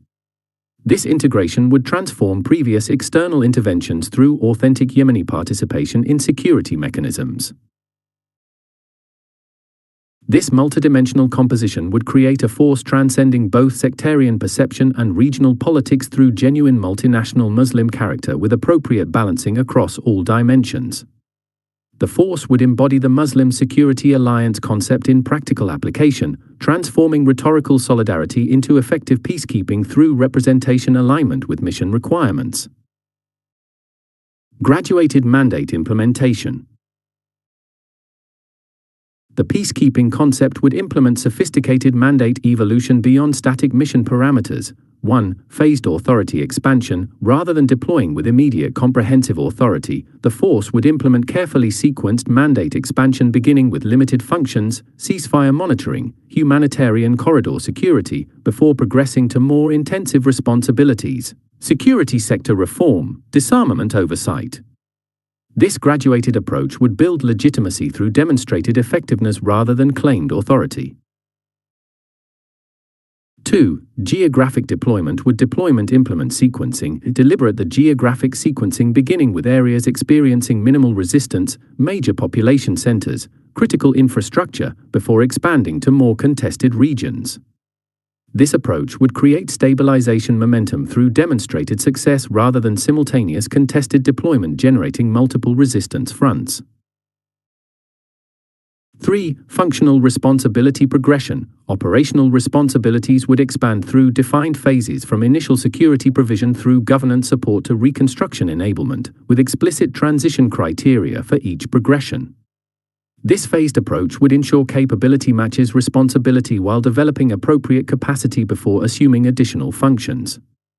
4. Local acceptance prioritization. Each mandate expansion would require specific local acceptance metrics beyond national-level authorization, ensuring community-level legitimacy rather than merely formal approval disconnected from local perception. This approach would transform traditional peacekeeping through genuine community partnership rather than imposed presence regardless of local views. 5. Exit strategy integration. From initial deployment, the mandate would incorporate explicit transition mechanisms transferring responsibilities to legitimate Yemeni authorities through capability-based milestones rather than arbitrary timelines. This approach would transform previous interventions characterized by indefinite presence or premature withdrawal through responsible transition based on actual conditions. This graduated mandate implementation would transform traditional peacekeeping limitations through sophisticated evolutionary approach matched to demonstrated capabilities and acceptance. The resulting operation would build legitimacy through proven effectiveness rather than claimed authority, creating sustainable impact beyond typical mission constraints. Innovative operational concepts. The peacekeeping operation would implement advanced operational approaches transcending traditional limitations. 1. Tribal engagement architecture. Unlike conventional peacekeeping centered on national institutions, the operation would implement sophisticated tribal engagement through dedicated liaison structures, specialized cultural advisors, and formal consultation mechanisms acknowledging Yemen's tribal governance reality. This approach would transform traditional limitations by engaging actual power structures rather than merely formal institutions with limited actual authority. 2. Religious legitimacy integration. The operation would incorporate explicit religious legitimacy mechanisms, including multinational Islamic scholars providing guidance on implementation alignment with Islamic principles, religiously appropriate conflict resolution approaches, and ethical operation conduct. This unprecedented component would ensure operations maintain Islamic legitimacy while addressing religious dimensions frequently neglected in conventional peacekeeping. 3. Subnational governance support. Beyond traditional national institution focus, the operation would implement specific subnational governance support acknowledging Yemen's historical decentralization, with tailored assistance for local governance entities based on actual authority patterns rather than theoretical national structures. This approach would transform previous limitations through pragmatic engagement with functioning governance regardless of formal status. 4. Non-military stabilization emphasis. The operation would prioritize integrated civilian stabilization capabilities including governance specialists, public service experts, and reconstruction professionals alongside security components. This civilian emphasis would transform traditional military-dominated peacekeeping through comprehensive stabilization rather than merely security provision.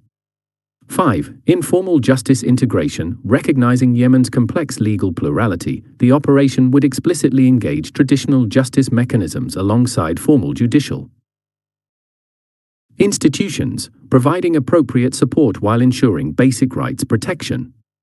This approach would transform conventional peacekeeping focused exclusively on formal justice despite limited actual relevance in many communities.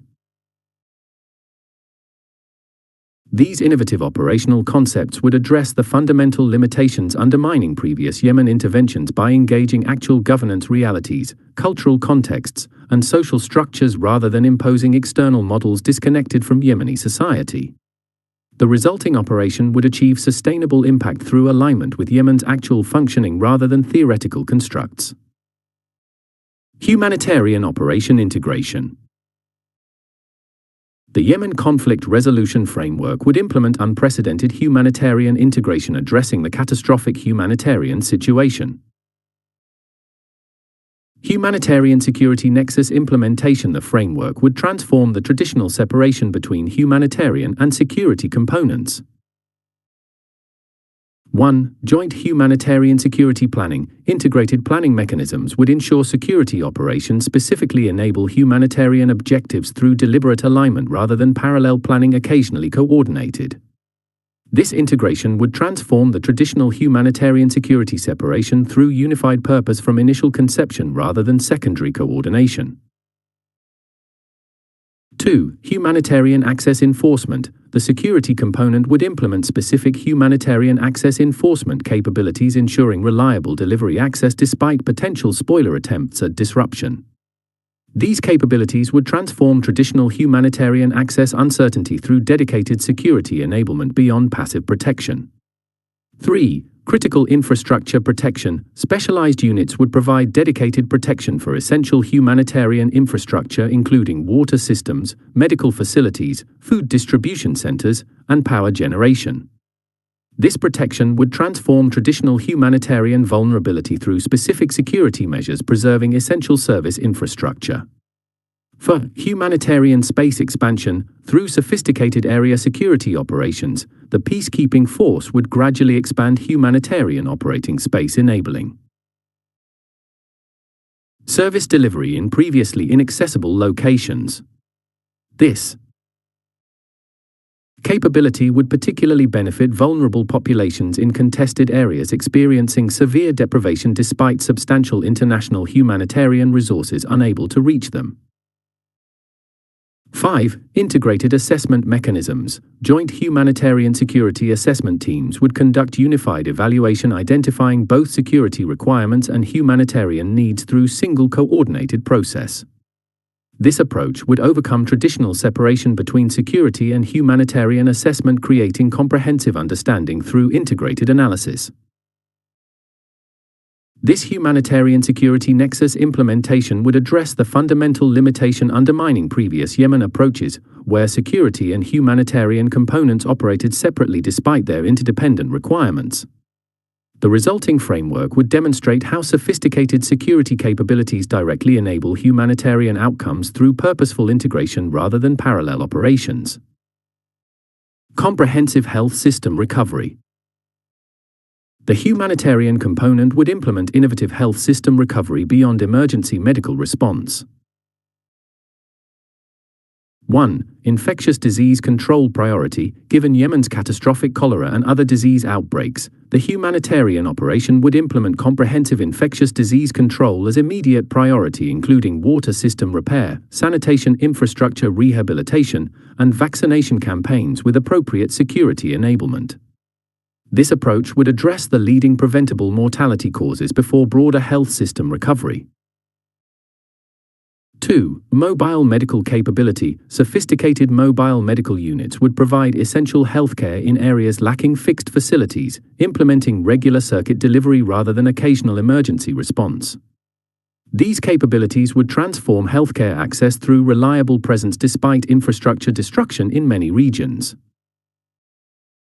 3. Health worker protection system. Dedicated security protocols would address the systematic targeting of medical personnel and facilities that has characterized the Yemen conflict, implementing specific protection measures enabling health worker return to heavily affected areas.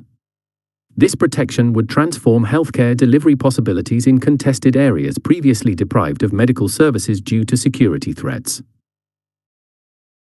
4. Indigenous capacity restoration. Rather than parallel international medical systems, the humanitarian operation would emphasize restoring Yemen's indigenous health capacity through infrastructure rehabilitation, equipment provision, and health worker return support. This approach would create sustainable improvement beyond temporary international presence. 5. Traditional medicine integration. Recognizing Yemen's sophisticated traditional medicine practices, the health recovery would explicitly incorporate appropriate traditional approaches alongside conventional medicine, leveraging existing indigenous knowledge while ensuring complementary rather than contradictory treatment. This integration would transform conventional humanitarian limitations through cultural practice respect. This comprehensive health system recovery would address the catastrophic health situation that has produced more preventable deaths than direct conflict violence, demonstrating how sophisticated humanitarian approaches can address complex health emergencies through systemic rather than merely symptomatic treatment. Food security transformation. The humanitarian component would implement innovative food security approaches addressing Yemen's near-famine conditions. 1. Port operation restoration. Immediate priority would focus on full restoration of critical port operations, particularly Hodeidah, through specialized engineering capabilities, neutralized security arrangements, and technical operational support. This restoration would transform import capacity, addressing the fundamental external supply constraint undermining food availability. 2. Agricultural rehabilitation strategy. Beyond emergency food distribution, the operation would implement systematic agricultural rehabilitation including irrigation system repair, seed distribution, livestock restocking, and market linkage restoration. This rehabilitation would transform food security through production restoration rather than indefinite external provision. 3. Supply chain security. Dedicated security operations would ensure critical food supply chains remain functional despite potential disruption attempts, implementing specific protection for transportation routes, storage facilities, and distribution points. This security would transform the systematic supply disruption that has characterized the conflict despite adequate aggregate food availability. For market system restoration, economic specialists would implement specific market functionality restoration through currency stabilization support, trade flow facilitation, and commercial system rehabilitation. This restoration would transform food accessibility through functional market mechanisms beyond direct distribution dependency. 5. Fishing sector recovery. Specialized support would target Yemen's critical fishing sector through equipment replacement, security for maritime activities, and market access restoration. This recovery would transform protein availability through sustainable local production restoration rather than imported alternatives. This food security transformation would address the complex drivers of Yemen's near-famine conditions beyond mere food distribution, implementing comprehensive approach addressing production, markets, supply chains, and livelihood restoration. The resulting framework would demonstrate how sophisticated humanitarian approaches can address complex food emergencies through systemic rather than merely symptomatic treatment. Reconstruction planning and implementation. The Yemen Conflict Resolution Framework would implement innovative reconstruction approaches catastrophic infrastructure destruction. Islamic financing mechanisms. Addressing the reconstruction component would implement Islamic financing overcoming traditional limitations. 1. Sukuk infrastructure bonds. Rather than conventional interest-based financing, reconstruction would utilize Islamic sukuk bonds specifically designed for infrastructure rehabilitation, mobilizing capital from across the Muslim world while maintaining Sharia compliance. This approach would transform reconstruction financing through authentic Islamic mechanisms rather than conventional instruments, potentially raising religious concerns.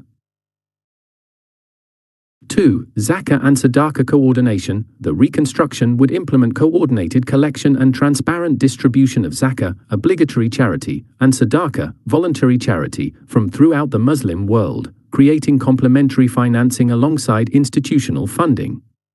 This coordination would transform traditional fragmentation in Islamic charitable giving through unified purpose and accountability. 3. Waqf endowment establishment. Permanent reconstruction funding would utilize the Islamic Waqf endowment model, establishing perpetual support for critical infrastructure including hospitals, schools, and water systems. This approach would transform traditional project-based funding through sustainable Islamic financing models aligned with Yemen's religious context. 4. Islamic microfinance implementation. Small-scale reconstruction would leverage Islamic microfinance through mechanisms including murabaha, cost-plus sale, musharaka, partnership, and Qard Hasan, benevolent loans. These instruments would enable household and small business reconstruction through Sharia-compliant approaches rather than conventional microfinance, potentially raising religious concerns. 5. Muslim Development Bank coordination. The reconstruction financing would implement coordinated funding through the Islamic Development Bank and other Muslim financial institutions, creating unified approach rather than fragmented initiatives. This coordination would transform traditional competition through collaborative Islamic financing aligned with Yemen's reconstruction requirements.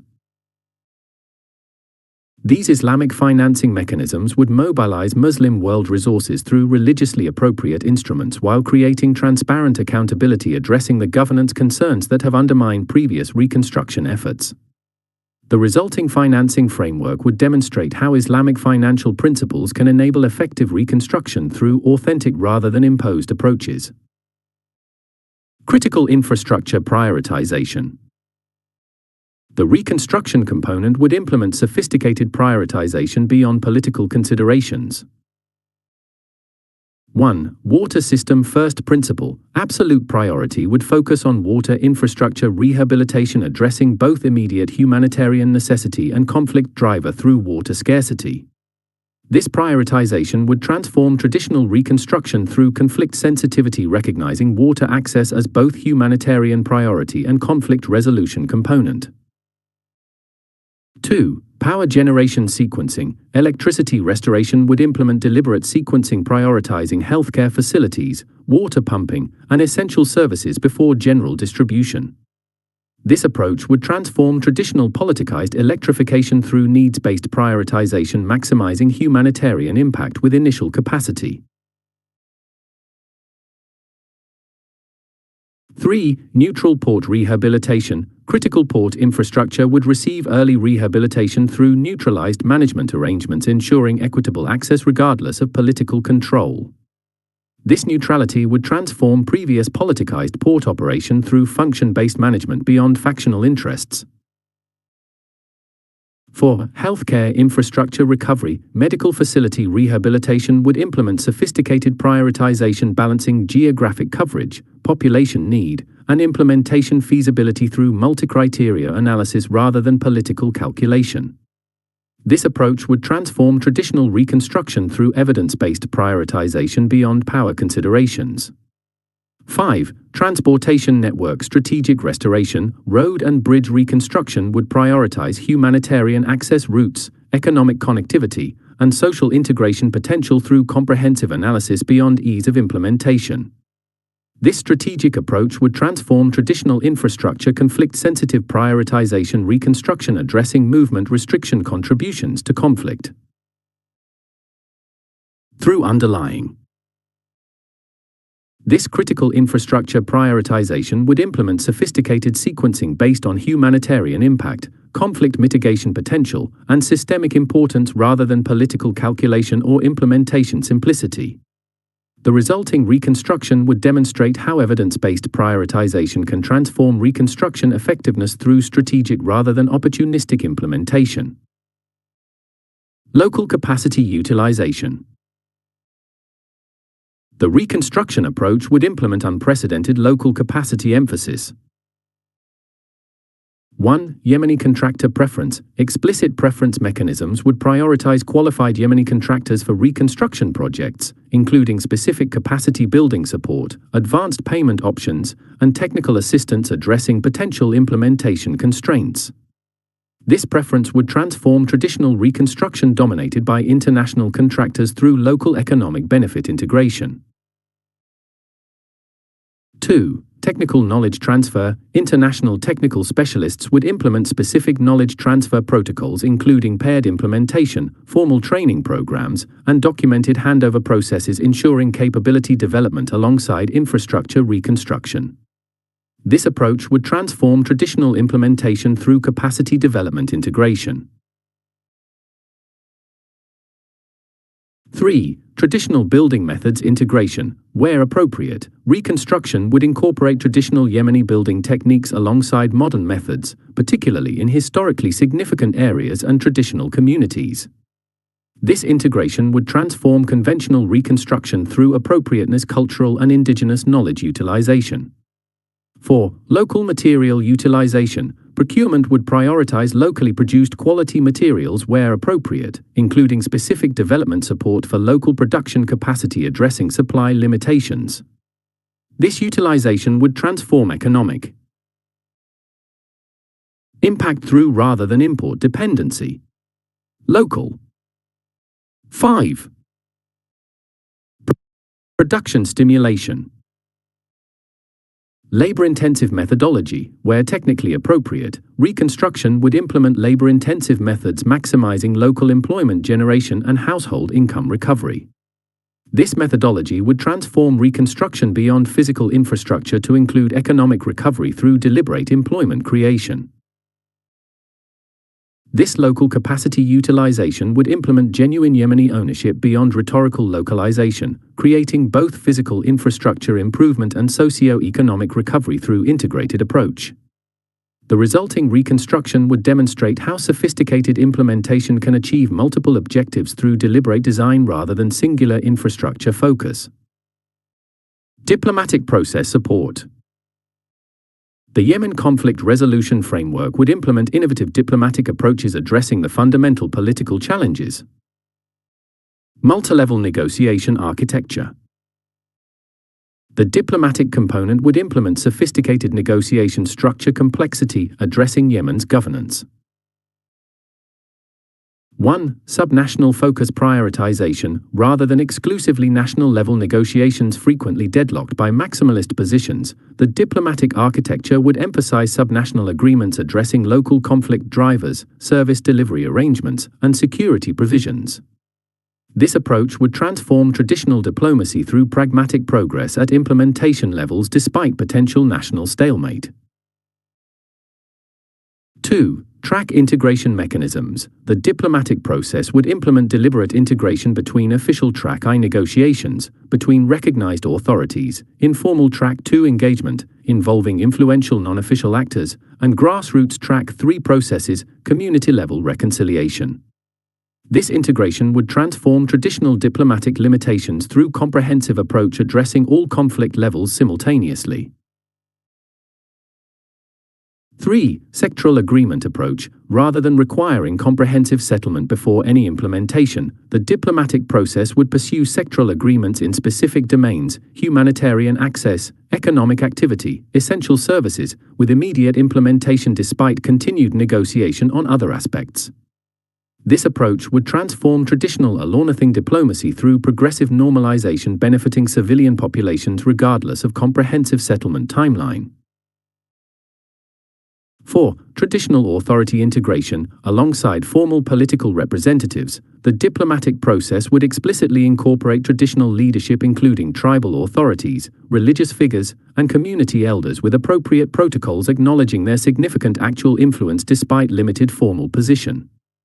This integration would transform conventional diplomacy through engagement with actual rather than merely theoretical authority structures. 5. Women's substantive participation. Beyond symbolic inclusion, the diplomatic architecture would implement specific mechanisms ensuring meaningful women's participation including dedicated negotiation components addressing gender-specific conflict impacts, consultation requirements, and permanent representation in all process levels. This substantive participation would transform traditional exclusion through genuine rather than rhetorical inclusion. This multilevel negotiation architecture would address the fundamental limitations undermining previous diplomatic processes through comprehensive engagement across Yemen's complex governance reality rather than simplified bilateral engagement between parties with limited actual control. The resulting diplomatic framework would demonstrate how sophisticated approaches can achieve progress despite apparent deadlock through multidimensional rather than linear processes. Religious reconciliation framework. The diplomatic component would implement unprecedented religious reconciliation dimensions. 1. Intra-Islamic dialogue platform. A dedicated dialogue platform would engage religious scholars from Zaydi Shia and various Sunni traditions present in Yemen, establishing theological common ground, developing shared principles for governance arrangements, and creating religious legitimation for compromise political solutions. This platform would transform traditional secularized diplomacy through explicit engagement with religious dimensions frequently driving conflict. 2. Scholarly consensus development. Rather than imposing external religious interpretations, the diplomatic process would facilitate indigenous Yemeni scholarly engagement developing authentic consensus positions on governance, pluralism, and coexistence drawing on Yemen's historical traditions of sectarian cohabitation. This approach would transform external imposition through authentic religious leadership. 3. Religious tolerance recovery. Specific initiatives would address the severe deterioration in sectarian relations resulting from conflict, implementing local-level religious coexistence programs, shared religious site protection, and intercommunal dialogue with appropriate security enablement. These initiatives would transform sectarian polarization through practical coexistence recovery. For religious education reform, the diplomatic process would engage religious educational institutions developing curriculum reforms addressing sectarian incitement, promoting intra-Islamic understanding, and recovering Yemen's historical religious pluralism heritage. This engagement would transform ideological reproduction cycles through intervention addressing root polarization causes. 5. Educational. Religious leadership protection. Dedicated security measures would protect moderate religious voices frequently targeted for assassination when advocating compromise positions, creating safe participation space for religious leaders supporting peaceful solutions. This protection would transform religious discourse dynamics by enabling moderate participation despite extremist intimidation. This religious reconciliation framework would address dimensions frequently neglected in conventional diplomatic processes despite their fundamental importance in Yemen's conflict dynamics. The resulting process would demonstrate how sophisticated approaches can engage religious dimensions constructively through authentic dialogue rather than secular marginalization or instrumental manipulation. Regional consensus building. The diplomatic component would implement innovative approaches addressing regional dimension complexity. 1. Neutralized Yemen concept. The diplomatic process would develop specific, neutralized Yemen frameworks establishing the country as neutral space in regional competition through formal guarantees, monitoring mechanisms, and compliance verification. This concept would transform Yemen's position from regional competition arena to neutral zone through explicit architecture rather than merely rhetorical neutrality. 2. Graduated security guarantee framework. Regional actors would receive specific security assurances addressing legitimate concerns through verification mechanisms, buffer arrangements, and transparency measures rather than proxy competition. This framework would transform regional security dynamics through explicit guarantee architecture rather than uncoordinated self-help measures exacerbating conflict.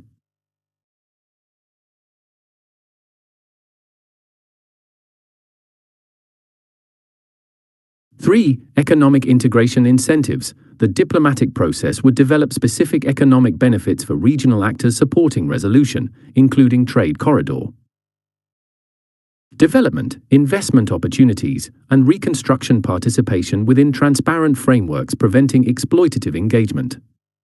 These incentives would transform regional calculation concrete perspectives. 4. Benefits beyond through security. Phased regional disengagement, rather than immediate complete withdrawal potentially creating security vacuums, the diplomatic process would establish sequenced disengagement of regional actors coordinated with indigenous Yemeni security development. This phased approach would transform disengagement through responsible transition rather than abrupt abandonment or indefinite presence. 5. Multilateral monitoring mechanisms. The regional arrangements would include sophisticated verification through multinational monitoring involving Muslim states without direct Yemen interests, compliance assessment regional claims. Creating beyond credible competing. This monitoring would transform regional dynamics through objective verification, reducing mutual suspicion, driving escalation. This regional consensus building would address the external dimensions frequently undermining internal focused resolution attempts, creating sustainable regional architecture supporting rather than sabotaging Yemeni stability. The resulting framework would demonstrate how sophisticated approaches can transform regional competition into stability support through explicit architecture addressing legitimate concerns while preventing destructive intervention. Regional security implications. The Yemen conflict resolution framework would implement comprehensive analysis of broader regional security implications. Maritime security transformation. The resolution framework would address critical maritime security dimensions. 1. Bab el-Mandeb passage security. The security component would implement specific capabilities ensuring reliable international maritime passage through this critical global choke point controlling access between the Red Sea and Indian Ocean. These capabilities would transform regional maritime security through guaranteed freedom of navigation beyond Yemeni conflict disruption.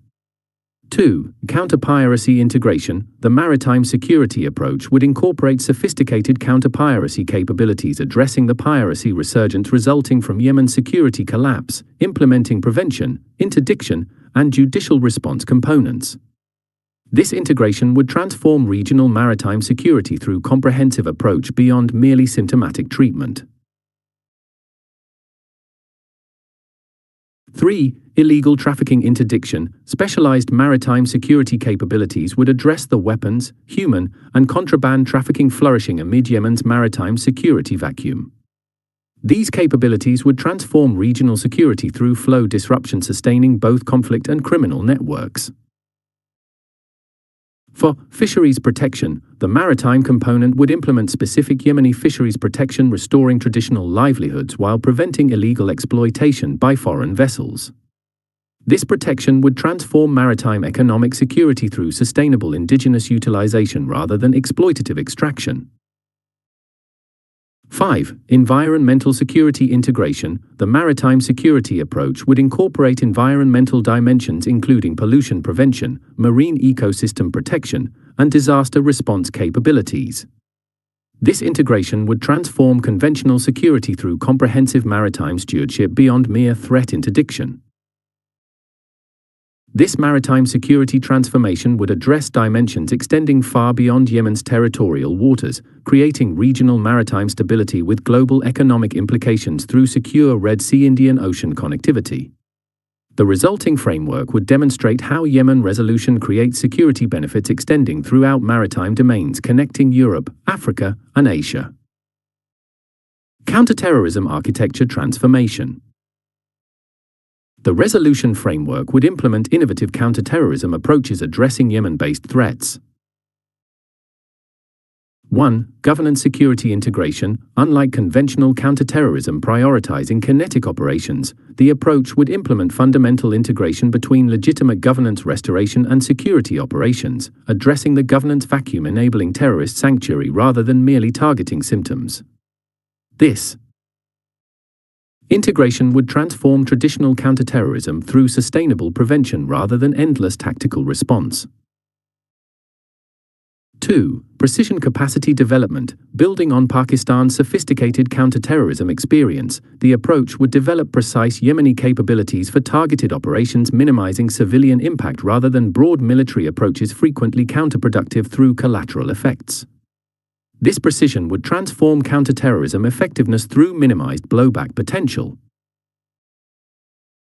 3. Financial network disruption. Specialized capabilities would address the financial network sustaining terrorist organizations in Yemen, implementing sophisticated financial intelligence, transaction monitoring, and alternative legitimate economic opportunity development. These capabilities would transform counterterrorism sustainability through resource disruption rather than merely operational interdiction. 4. Community resistance development. Beyond state security approaches, the counterterrorism architecture would implement specific community resilience capabilities enabling local resistance against terrorist presence through appropriate support mechanisms. This approach would transform traditional top-down counterterrorism through authentic local partnership rather than external imposition.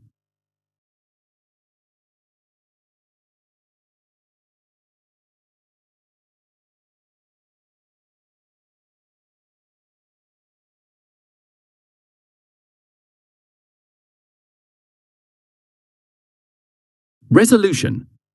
This integration would transform traditional counterterrorism through comprehensive approach beyond security operations alone.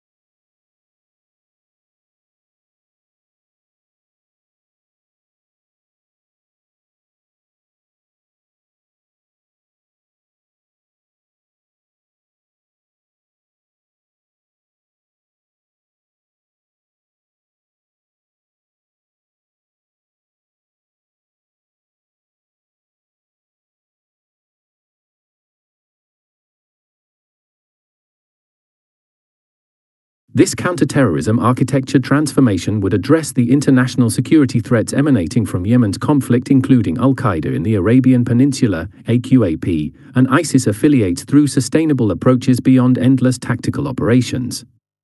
The resulting framework would demonstrate how comprehensive resolution creates effective counterterrorism through addressing fundamental enabling conditions rather than merely symptoms. Regional refugee stabilization. The resolution framework would implement innovative approaches addressing Yemen's massive displacement.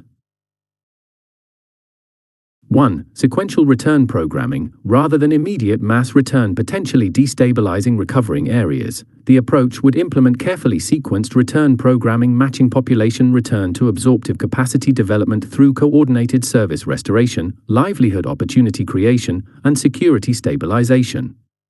This sequencing would transform traditional return through sustainable absorption rather than destabilizing influx.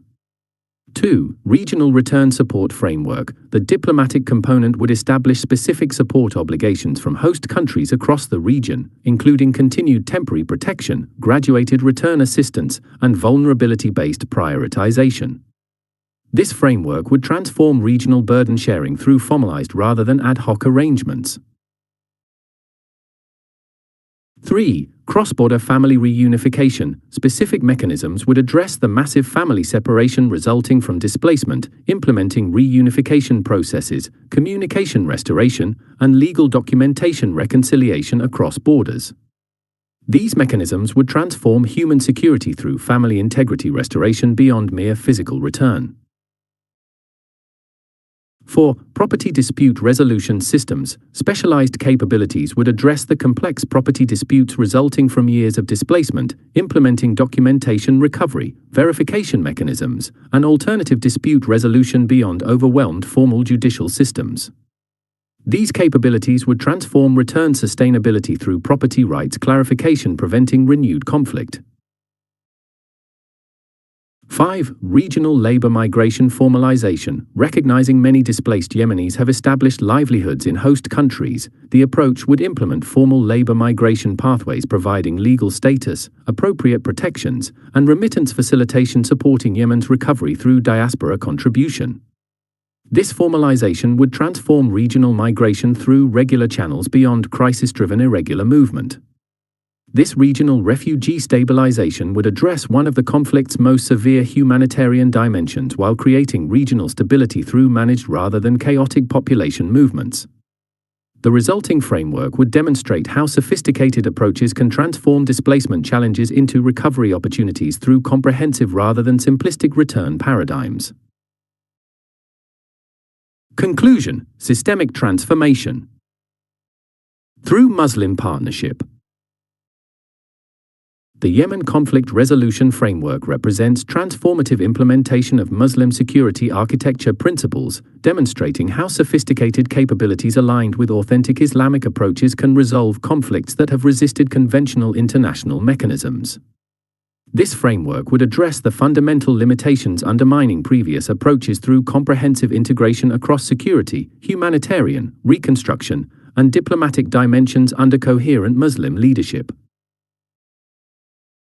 The framework directly applies Pakistan's unique qualifications for Muslim security leadership, combining the advanced capabilities demonstrated during the May 2025 crisis with neutrality regarding Yemen's regional competition dynamics. Pakistan's demonstrated ability to balance sophisticated security capabilities with strategic restraint and humanitarian sensitivity provides precisely the leadership qualities required for this complex operation, requiring both effectiveness and ethical conduct beyond regional competition dynamics. Most significantly, the Yemen Resolution Framework addresses all 6 critical security challenges facing the Muslim world: protecting territorial sovereignty through restoring legitimate Yemeni governance, preventing external interventions through appropriate regional arrangement architecture, reducing economic vulnerabilities through sustainable reconstruction, developing technological self-reliance through indigenous capacity development, protecting cultural heritage through dedicated preservation, and overcoming strategic fragmentation through unified Muslim security action on this complex crisis.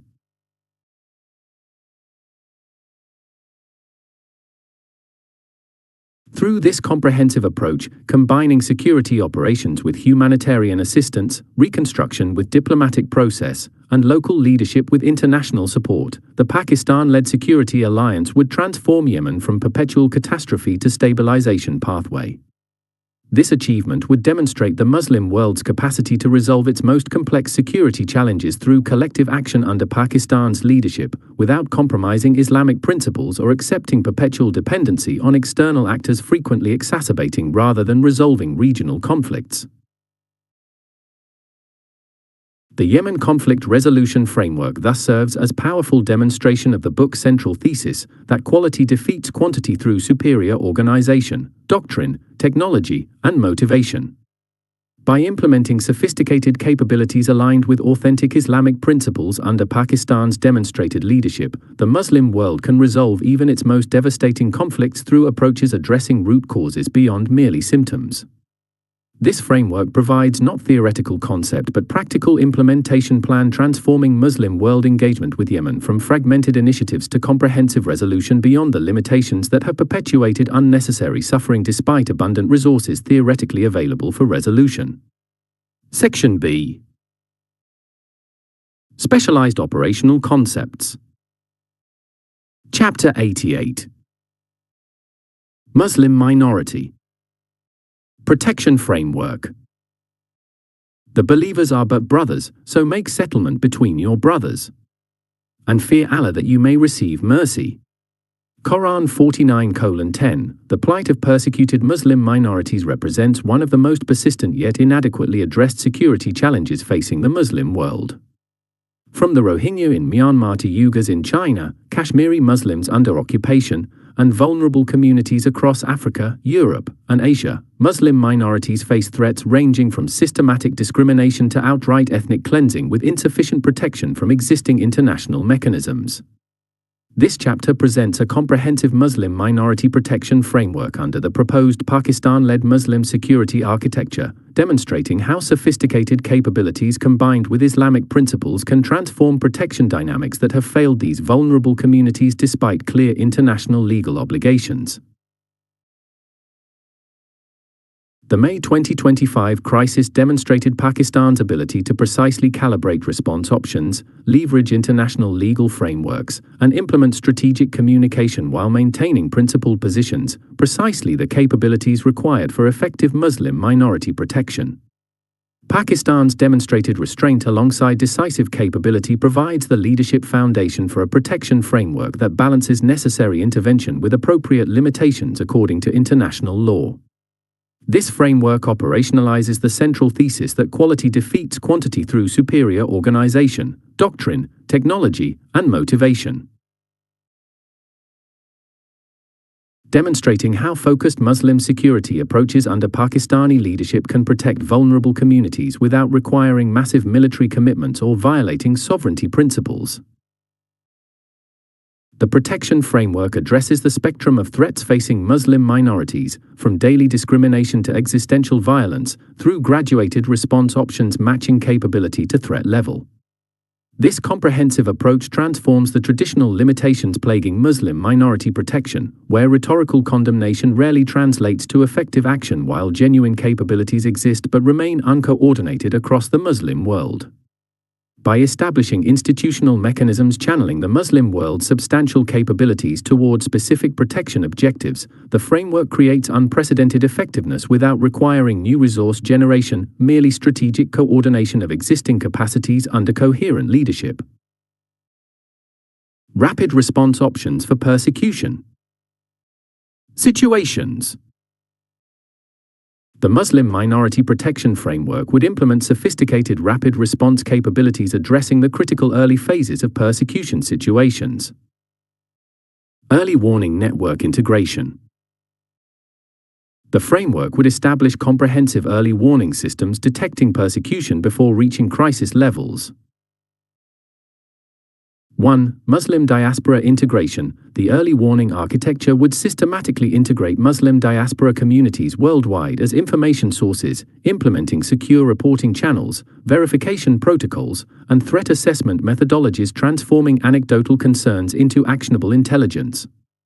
This integration would address the fundamental information gap, frequently delaying response until violations reach catastrophic levels despite earlier indicators visible to local communities. 2. Technical monitoring capabilities. Drawing on Pakistan's sophisticated surveillance technologies demonstrated during the May 2025 crisis, the framework would deploy advanced technical monitoring including social media analytics, satellite imagery assessment, and pattern recognition systems identifying persecution indicators before traditional reporting mechanisms capture them. These capabilities would transform detection through sophisticated technical means beyond conventional diplomatic reporting. 3. Academic security integration. The early warning system would implement unprecedented cooperation between academic specialists studying specific regions and security analysts, creating multidisciplinary assessment capabilities identifying subtle persecution indicators from social policy changes to resource allocation shifts frequently preceding visible violence. This integration would transform warning effectiveness through sophisticated contextual understanding. 4. Religious network activation. The framework would systematically integrate mosque networks and Islamic organizations worldwide into structured reporting systems, converting their extensive grassroots presence into early detection capability while implementing appropriate verification protocols preventing manipulation. This activation would transform information collection through unmatched community-level visibility no other international system can match. 5. Predictive analysis implementation. The early warning system would employ advanced predictive analytics evaluating historical persecution patterns, current indicator clustering, and escalation trajectory modeling to forecast potential crisis development before emergency manifestation. This capability would transform traditional reactive response through sophisticated anticipation, enabling preventive rather than merely responsive action. This early warning integration would address the fundamental detection gap underlying many protection failures, where international response begins only after persecution reaches crisis levels despite numerous earlier indicators visible to properly designed monitoring systems. The resulting capability would enable genuinely preventive action addressing persecution vectors before reaching catastrophic momentum. Scalable rapid deployment capabilities. The framework would establish graduated intervention options beyond traditional diplomatic response. 1. Fact-finding mission capacity. The fastest deployment option would comprise specialized fact-finding teams combining legal, human rights, documentation, and security expertise deployable within 72 hours to persecution situations regardless of geographic remoteness. These teams would implement sophisticated evidence collection, meeting international legal standards while establishing objective situational assessment beyond contested narratives, frequently paralyzing effective response. 2. Emergency humanitarian assessment. Specialized rapid assessment teams would deploy capabilities evaluating humanitarian requirements, protection needs, and assistance delivery options for threatened communities, establishing concrete response planning based on verified conditions rather than estimated needs. This capacity would transform traditional humanitarian lag through immediate professional assessment before crisis fully manifests. 3. Specialized protection team deployment. For situations involving imminent physical threats, the framework would maintain standby protection teams comprising both security and civilian specialists capable of immediate deployment, providing temporary protection while longer-term responses develop. These teams would transform protection gaps through professional capability addressing the vulnerable period between threat emergence and comprehensive response implementation. 4. Digital protection implementation. Advanced capabilities would address digital threats against Muslim minorities including surveillance targeting, online incitement, and digital rights violations through immediate technical countermeasures, communication security implementation, and digital evidence preservation. This capability would transform traditional protection limitations through specifically 21st century digital persecution dimensions. 5. Addressing evacuation capability activation for extreme situations involving imminent genocide risk or mass atrocity. Threat. The framework would maintain specialized evacuation capabilities including transportation assets, temporary reception arrangements, and international coordination mechanisms. These capabilities would transform traditional evacuation failures through professional capacity specifically designed for environments. Rapid implementation in challenging. These scalable deployment capabilities would address the critical response gap between diplomatic protest and major intervention, establishing graduated options matching specific persecution levels with appropriate response scale. The resulting framework would transform Muslim minority protection through proportionate response options beyond the traditional binary choice between ineffective statements and unrealistic military scenarios. Protection Force Specialization. The framework would develop specialized protection capabilities addressing specific persecution contexts. 1. Religious Site Protection Units. Specialized units would focus specifically on protecting threatened religious infrastructure including mosques, madrasas, and Islamic cultural sites frequently targeted during persecution episodes. These units would implement specific protection methodologies combining physical security with documentation capabilities, establishing international accountability for religious site violations. 2. Civilian self-protection training. Specialized teams would provide threatened communities with appropriate self-protection training including evacuation planning, emergency communication, documentation protocols, and non-violent protection techniques, enhancing survival capacity while external protection develops. This capability would transform traditional protection gaps through enhanced community resilience during vulnerable periods. 3. Digital evidence documentation. Technical specialists would deploy sophisticated digital evidence collection capabilities, ensuring persecution documentation meets international legal standards through appropriate authentication, chain of custody maintenance, and metadata preservation, establishing judicial quality records. This specialization would transform accountability through evidence quality meeting international criminal justice requirements rather than merely advocacy documentation.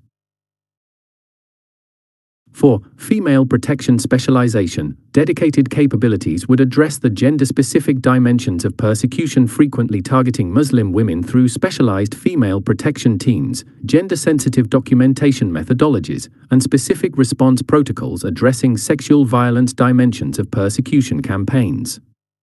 This specialization would transform protection effectiveness for particularly vulnerable female population segments. 5. Child protection integration. Specialized capabilities would address the particularly vulnerable position of Muslim minority children during persecution, including family reunification expertise, trauma-sensitive documentation, and age-appropriate protection methodologies.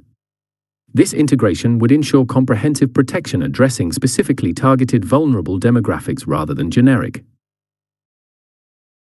approaches potentially overlooking particular vulnerability dimensions. These specialized capabilities would transform traditional protection limitations through context-specific expertise addressing particular persecution dimensions beyond generic approaches frequently inadequate for specific threat contexts. The resulting framework would provide genuine protection effectiveness through specialized capability matching rather than one-size-fits-all methodologies inadequate for diverse persecution scenarios. Community resilience development. The framework would implement innovative approaches building persecuted community resilience. 1. Communication technical specialists infrastructure would hardening, implement sophisticated communication security for threatened communities, including encrypted networks, fallback systems, and disruption-resistant technologies, ensuring continued communication capacity during persecution intensification. This capability would transform traditional vulnerability through maintained communication essential for both protection coordination and external visibility. 2. Leadership continuity planning. Specialized advisors would work with threatened community leadership implementing continuity protocols addressing systematic leadership targeting common in persecution campaigns, including distributed authority structures, successor planning, and secure communication, ensuring maintained community organization despite decapitation attempts. This planning would transform traditional organizational resilience. 3. Vulnerability through documentation capacity development. Technical support would develop indigenous documentation capabilities within threatened communities, providing equipment, training, and methodologies enabling self-documentation meeting international standards. This development would transform protection through community-generated evidence beyond external documentation frequently limited by access restrictions. For economic resilience building, specialized economic advisors would implement specific resilience mechanisms addressing the economic warfare dimensions of persecution, including alternative transaction systems, supply chain diversification, and economic mutual support networks. This capability would transform traditional vulnerability through maintained economic function despite systematic economic targeting. 5. Strategic facility hardening. Engineering specialists would implement physical protection for critical community infrastructure including medical facilities, schools, and community centers frequently targeted during persecution episodes. This hardening would transform vulnerability through maintained essential services despite deliberate targeting through appropriate physical security enhancement. This community resilience development would address the critical early persecution period when external protection remains unavailable despite escalating threats, creating internal capability sustaining communities until international response mechanisms activate. The resulting framework would transform protection through indigenous capacity enhancement beyond exclusive reliance on external intervention frequently delayed by political, logistical, or information constraints. Diplomatic and legal intervention. Packages. The Muslim Minority Protection Framework would implement sophisticated diplomatic and legal interventions beyond traditional advocacy, multilateral diplomatic coordination. The framework would establish unprecedented diplomatic coordination across the Muslim world.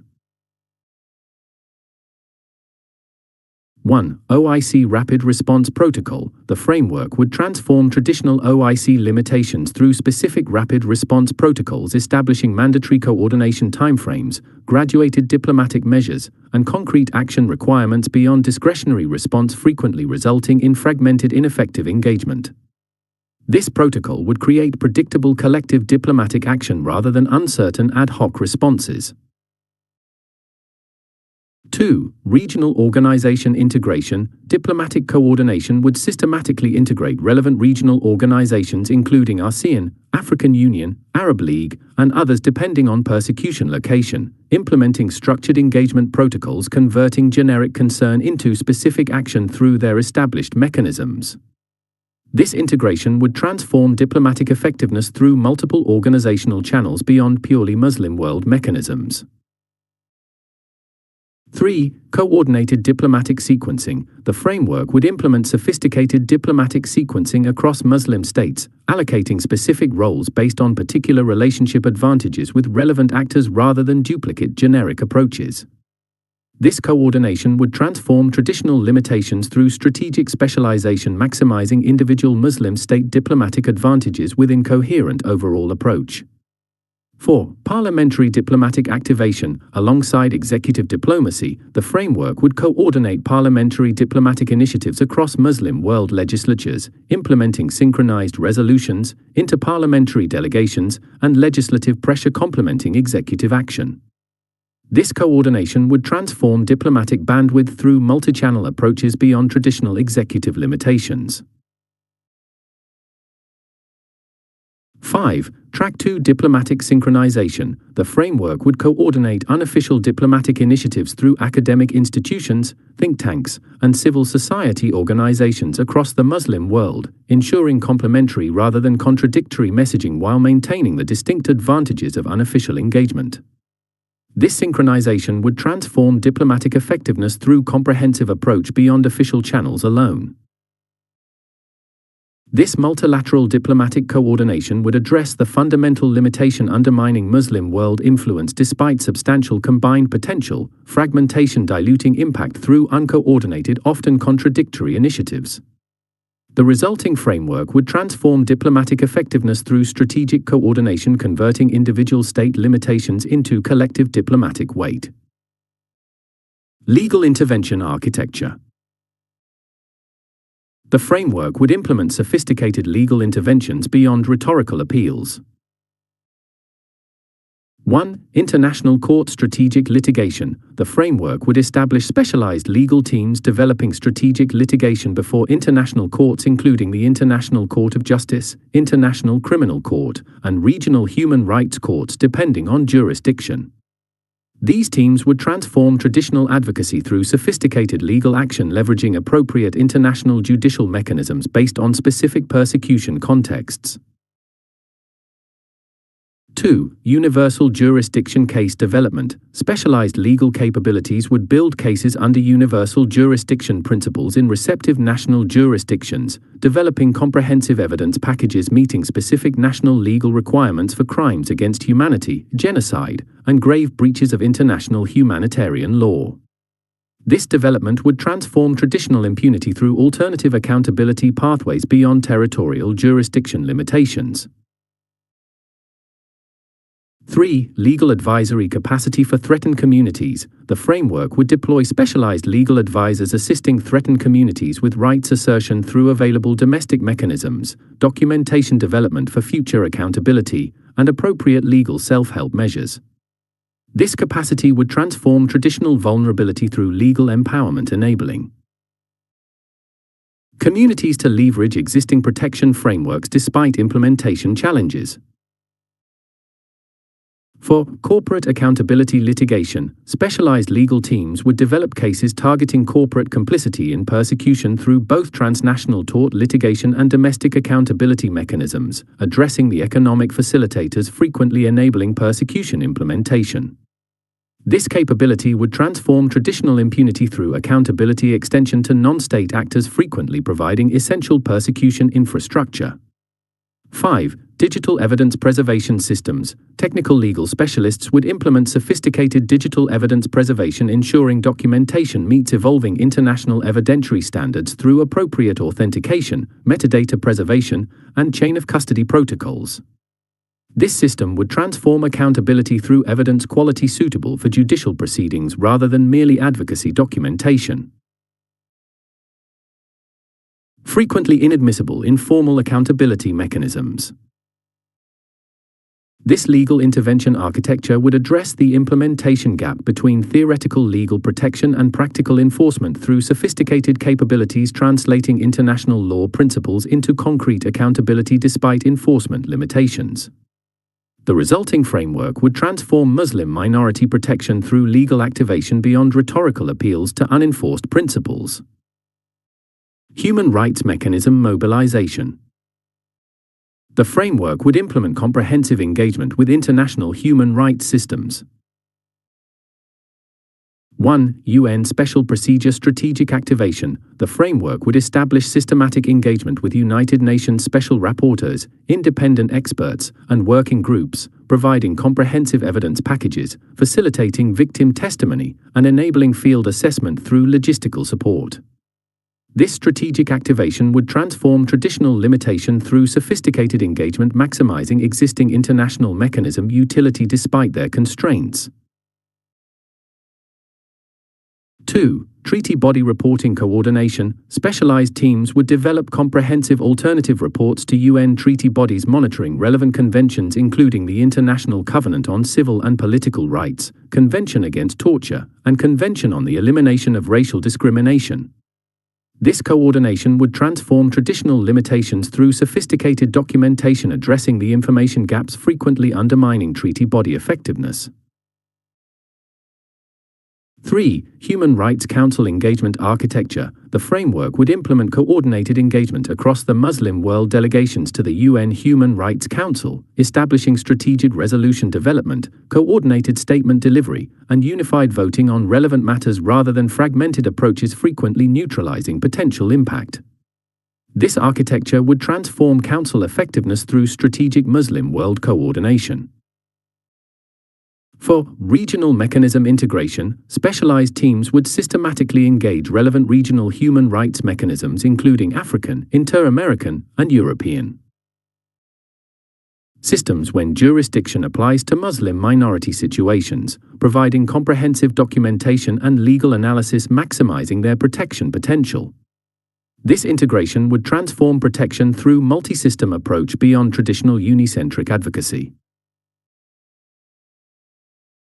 5. National Human Rights Institution Engagement. The framework would implement specific cooperation with national human rights institutions in countries experiencing Muslim minority persecution, providing technical support, information sharing, and international visibility, enhancing their protective capacity. This engagement would transform domestic protection through professional capacity enhancement, creating implementation pathways for international standards. This human rights mechanism mobilization would address the utilization gap between theoretical international protection architecture and practical activation, implementing sophisticated engagement, converting system potential into actual protection.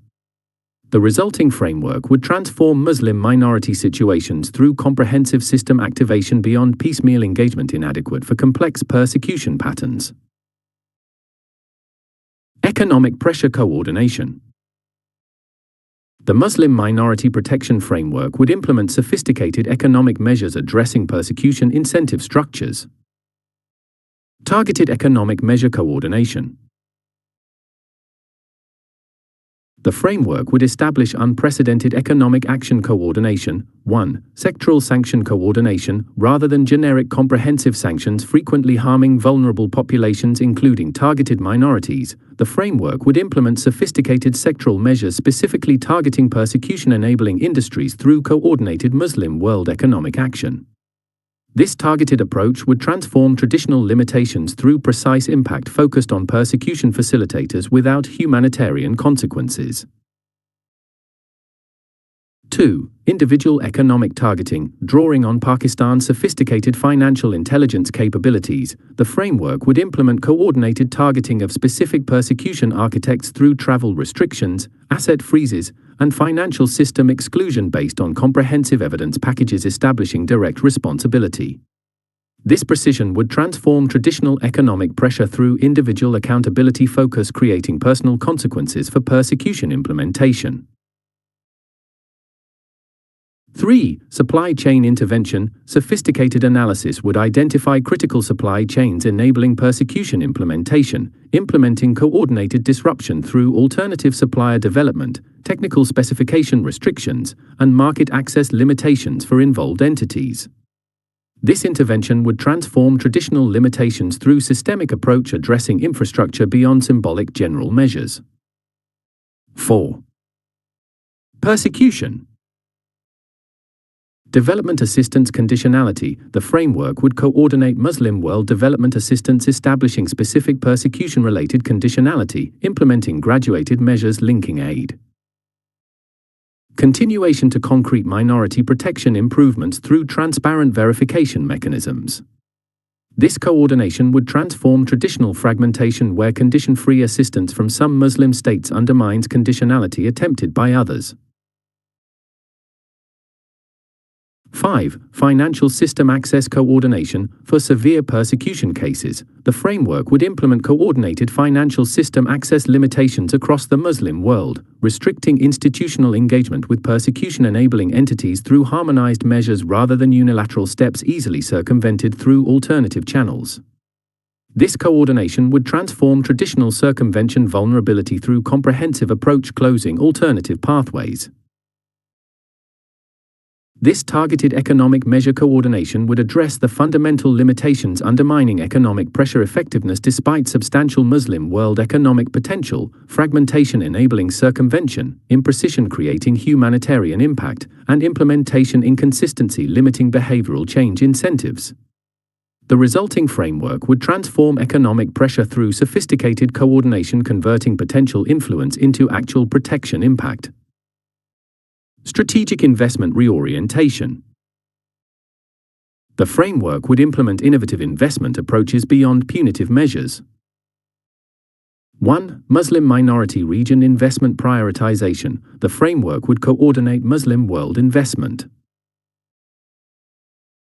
systematically prioritizing Muslim minority regions facing economic marginalization as persecution component, creating development opportunities, employment generation, and economic integration, countering deliberate underdevelopment.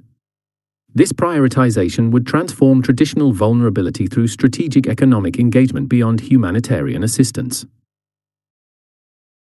2. Corporate specialized social capabilities responsibility would leverage, engage multinational corporations operating in persecution contexts, implementing transparency requirements, minority employment standards, and non-discrimination protocols with specific Muslim world market access incentives for compliance. This leverage would transform corporate behavior through concrete commercial advantages beyond reputational appeals. 3. Alternative market development for products from Muslim minority regions facing market access restrictions as persecution component. The framework would implement coordinated market development across the Muslim world, establishing alternative distribution channels, certification systems, and consumer awareness, creating economic viability despite deliberate marginalization. This development would transform economic resistance capacity through sustainable alternatives beyond temporary assistance. 4. Strategic infrastructure investment. Coordinated Muslim world infrastructure investment would prioritize connectivity projects benefiting isolated Muslim minority regions, implementing transportation links, energy access, and digital connectivity, reducing vulnerability through integration. This investment would transform traditional isolation through physical connection beyond rhetorical solidarity. 5. Technology transfer prioritization. The framework would coordinate technology transfer to Muslim minority regions facing deliberate development exclusion, implementing skills training, production capability development, and entrepreneurship support, creating sustainable economic advancement beyond aid dependency. This prioritization would transform economic development, creating marginalization tactics. Vulnerability resilience through against capacity economic. This strategic investment reorientation would address the fundamental limitations of purely punitive economic measures through positive engagement, creating sustainable economic resilience for threatened communities. The resulting framework would transform Muslim minority protection through comprehensive economic strategy, combining pressure against persecution architects with support for vulnerable communities. Alternative economic channel development. The framework would implement innovative systems addressing deliberate economic exclusion. 1. Islamic finance network extension. The framework would coordinate Islamic financial institution expansion specifically serving Muslim minority regions facing conventional banking discrimination, implementing Sharia-compliant financial services, microfinance programs, and investment vehicles, creating capital access despite systemic exclusion. This extension would transform economic vulnerability through alternative financial channels beyond restricted conventional systems. 2. 3. 4. 5. Trade route diversification. Specialized economic planning would identify alternative trade routes for Muslim minority regions facing deliberate economic isolation, implementing transportation solutions, border arrangement negotiations, and logistics support, enabling market access despite intentional barriers. This diversification would transform traditional vulnerability through connectivity options beyond controlled channels.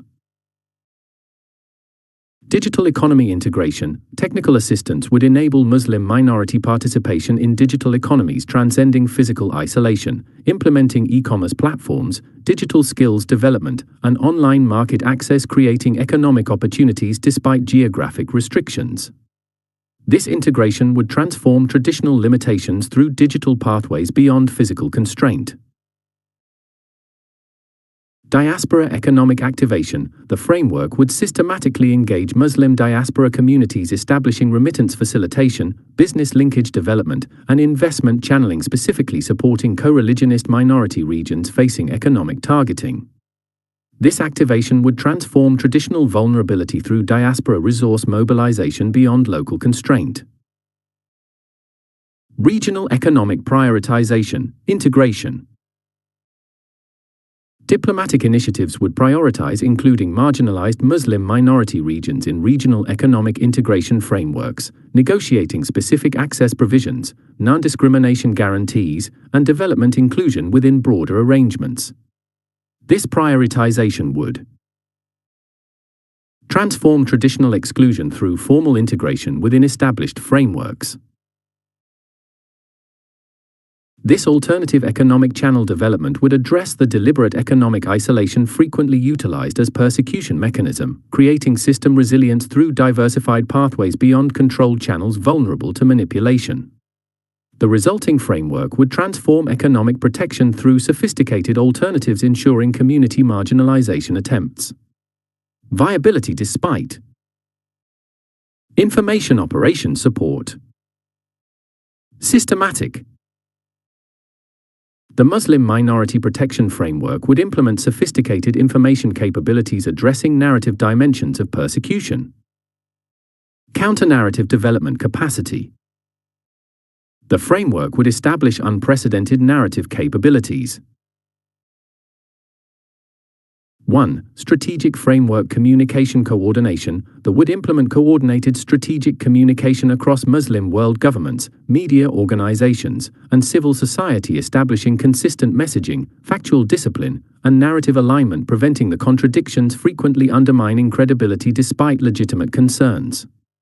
This coordination would transform traditional fragmentation through sophisticated alignment, creating narrative weight through consistency.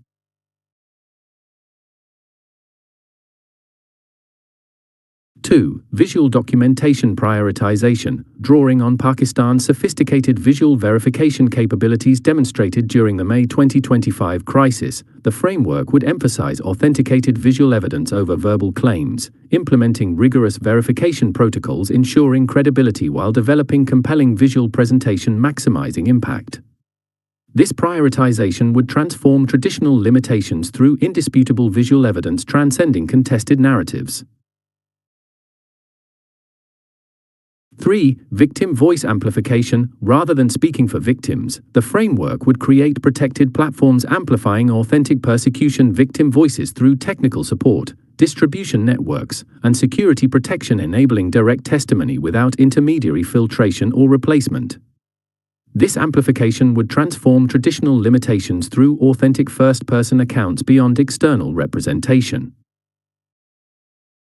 4. Factual verification systems. The framework would establish rigorous fact-checking capabilities verifying all persecution-related claims before amplification, implementing multi-source confirmation, technical verification, and evidence preservation, preventing credibility undermining through inaccuracy despite legitimate underlying concerns.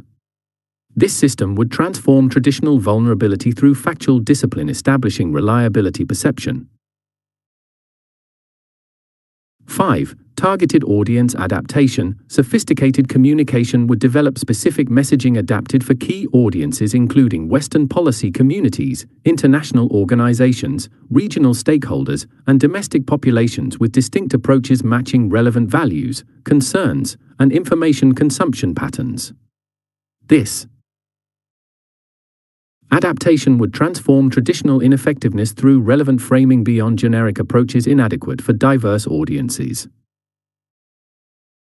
This counter-narrative development would address the fundamental limitations undermining legitimate Muslim minority persecution concerns despite factual foundation, fragmentation diluting impact, factual discipline inconsistency undermining credibility, and presentation inadequacy limiting persuasiveness despite substantive validity. The resulting framework would transform narrative effectiveness through sophisticated approaches converting legitimate concerns into persuasive communication. Digital platform engagement strategy. The framework would implement comprehensive digital engagement beyond traditional media. 1. Social media response capability. The framework would establish rapid response teams addressing persecution misrepresentation across social platforms, implementing coordinated factual correction, evidence provision, and narrative reframing through sophisticated digital engagement beyond simplified contradiction. This capability would transform traditional vulnerability through professional digital response, preventing mischaracterization normalization through algorithmic reinforcement. 2. Algorithm understanding integration. Technical specialists would analyze key platform algorithms, developing specific content strategies optimized for distribution mechanics, implementing approaches maximizing legitimate persecution information visibility through system appropriate creation rather than generic content easily marginalized by platform dynamics. This integration would transform traditional limitations through sophisticated platform-specific approaches. 3. Digital distribution network development. The framework would establish sophisticated content distribution networks ensuring persecution information reaches relevant audiences despite potential suppression, implementing multi-channel dissemination, audience seeding strategies, and platform diversification, creating system resilience beyond single platform vulnerability. This development would transform traditional limitations through comprehensive distribution beyond easily disrupted individual channels. 4. Digital evidence preservation. Technical capabilities would systematically preserve digital persecution evidence against potential removal or manipulation, implementing secure archiving, metadata preservation, and authenticated backup systems ensuring perpetual availability despite platform policy changes or content removal efforts. This preservation would transform traditional vulnerability through permanent evidence accessibility beyond platform control. 5. Counter-disinformation capabilities. Specialized teams would identify and counter systematic disinformation regarding Muslim minorities, implementing source attribution, manipulation exposure, and coordinated correction, preventing false narrative entrenchment through algorithmic amplification despite factual invalidity. These capabilities would transform traditional vulnerability through professional counter-disinformation beyond reactive contradiction. This digital platform engagement would address the fundamental limitations undermining legitimate persecution concerns in digital environments despite factual foundation, algorithmic disadvantage limiting visibility, disinformation vulnerability creating false equivalence, and platform policy inconsistency enabling legitimate content removal despite accuracy. The resulting framework would transform digital effectiveness through sophisticated engagement creating visibility despite systematic challenges. Media capacity development. The framework would implement unprecedented media capability enhancement. 1. Muslim minority journalism development. The framework would establish systematic journalism capacity within persecuted communities, providing equipment, training, and distribution support enabling self-documentation meeting professional standards. This development would transform traditional dependency through indigenous journalism beyond external representation frequently limited by access restrictions. 2. International media facilitation. Specialized teams would support international media covering persecution situations, providing verified information, access facilitation, and source protection enabling accurate coverage despite reporting challenges in restricted environments.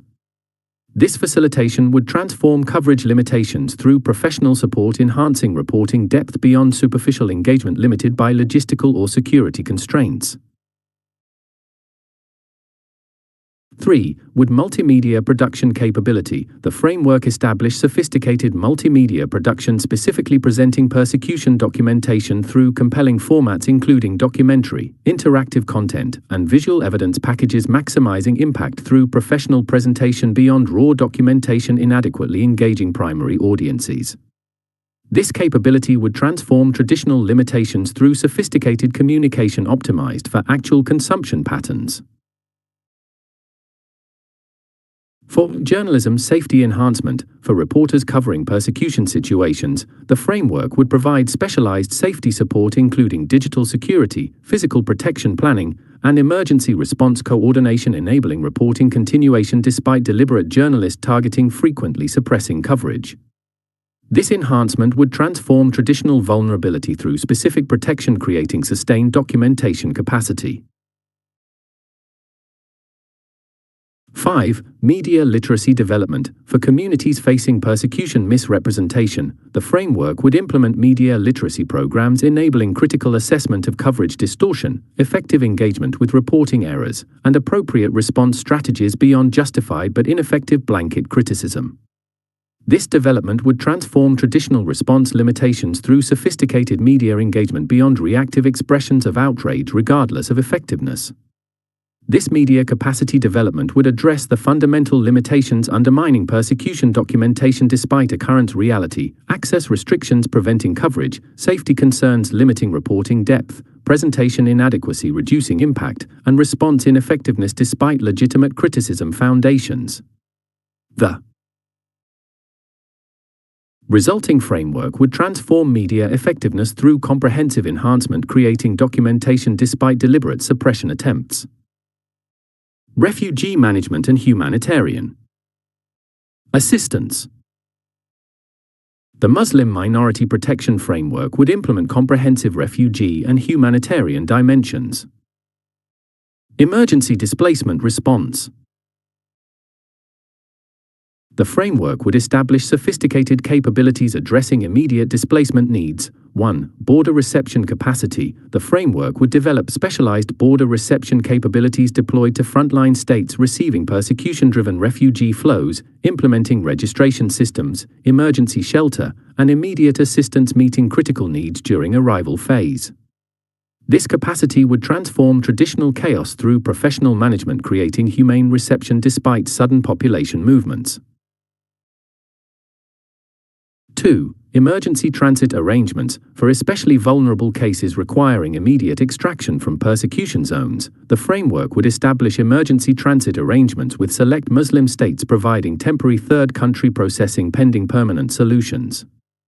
These arrangements would transform traditional limitations through intermediate options beyond binary origin-destination choices, frequently creating protection gaps. 3. Special vulnerability response. Dedicated capabilities would address special vulnerabilities including unaccompanied minors, gender-based violence survivors, and torture victims, with appropriate specialized services beyond generic assistance inadequate for particular trauma profiles. This response would transform traditional limitations through specialized capability characteristics. 4. Matching specific vulnerability. Documentation preservation. Technical specialists would implement comprehensive documentation preservation for displaced populations frequently targeted for identity erasure as persecution component, creating secure identity verification systems, cultural heritage documentation, and property record preservation essential for both immediate protection and eventual rights assertion. This preservation would transform traditional vulnerability through secure documentation beyond physical record fragility. 5. Family reunification systems. Specialized capabilities would address the family separation frequently accompanying persecution-driven displacement, implementing tracing mechanisms, communication systems, and reunification protocols restoring family units despite chaotic displacement conditions. These systems would transform traditional separation through systematic reunification beyond ad hoc arrangements inadequate for complex separation patterns. This emergency displacement response would address the critical early phase when protection gaps create greatest vulnerability despite legitimate asylum foundation, implementing sophisticated capabilities ensuring basic protection despite challenging circumstances. The resulting framework would transform refugee management through professional response, creating immediate protection beyond resources usually available to sudden displacement situations regardless of legitimate protection needs. Sustainable refugee integration. The framework would implement innovative approaches beyond traditional encampment. 1. Muslim World Resettlement Coordination. The framework would establish systematic refugee resettlement coordination across the Muslim world, implementing equitable distribution, capability-based specialty matching, and appropriate placement, creating sustainable solutions beyond frontline state concentration, frequently creating destabilization despite sincere reception intentions. This coordination would transform traditional limitations through distribution matching hosting capacity with protection needs. 2. Integration support standardization. For Muslim refugees in diverse hosting environments, the framework would implement standardized integration support including language training, qualification recognition, and community connection, establishing successful settlement foundations despite varied contexts. This standardization would transform traditional inconsistency through systematic support, creating settlement success regardless of specific destination. 3. Legal status regularization. Specialized legal teams would assist refugee populations securing appropriate documentation, residency permits, and formal status recognition, addressing the limbo frequently undermining long-term integration despite legitimate protection needs. This regularization would transform traditional uncertainty through formal status, establishing stability foundation essential for successful integration. For economic participation facilitation, the framework would implement specific economic integration support including skills assessment, targeted training, and employment matching, creating self-sufficiency beyond aid dependency regardless of legitimate protection foundation. This facilitation would transform traditional limitations through economic integration, creating genuinely sustainable situations. 5. Digital opportunity development. For displaced populations facing physical mobility restrictions, the framework would implement specific digital opportunity creation, including remote work platforms, online education, and digital entrepreneurship, enabling economic advancement despite movement limitations. This development would transform traditional constraints through digital pathways beyond physical restriction. This sustainable refugee integration would address the fundamental limitations creating perpetual displacement despite legitimate protection needs, resource concentration overwhelming individual hosts, integration support inconsistency limiting success potential, and economic opportunity absence creating permanent dependency despite capability. The resulting framework would transform refugee situations through comprehensive approaches, creating genuine solutions beyond permanent temporariness characterizing many Muslim displacement situations. Homeland connection preservation. The framework would implement innovative approaches maintaining connection to persecution regions. 1. Digital homeland connection. Technical capabilities would establish secure digital platforms enabling displaced communities to maintain connection with origin regions despite physical separation, implementing information exchange, cultural continuation, and social relationship maintenance essential for community preservation. This connection would transform traditional limitations through virtual continuity beyond physical displacement. 2. Property rights documentation. Specialized legal teams would systematically document displaced population property rights through comprehensive registration, evidence preservation, and ownership verification, creating foundations for eventual recovery, compensation, or restitution. This documentation would transform traditional loss through legal continuation beyond physical dispossession. 3. Would cultural heritage preservation. Technical specialists implement comprehensive cultural heritage documentation for communities facing not merely persecution but cultural erasure, creating detailed records, practice documentation, and knowledge preservation, ensuring continuity beyond physical displacement. This preservation would transform traditional vulnerability through cultural persistence beyond geographic dislocation. 4. Return planning capabilities. For situations where eventual return possibilities exist, the framework would develop specific return planning including property reconstruction assessment, livelihood restoration planning, and security condition monitoring, creating eventual return option viability despite uncertain timelines. These capabilities would transform traditional uncertainty through concrete planning beyond indefinite temporariness.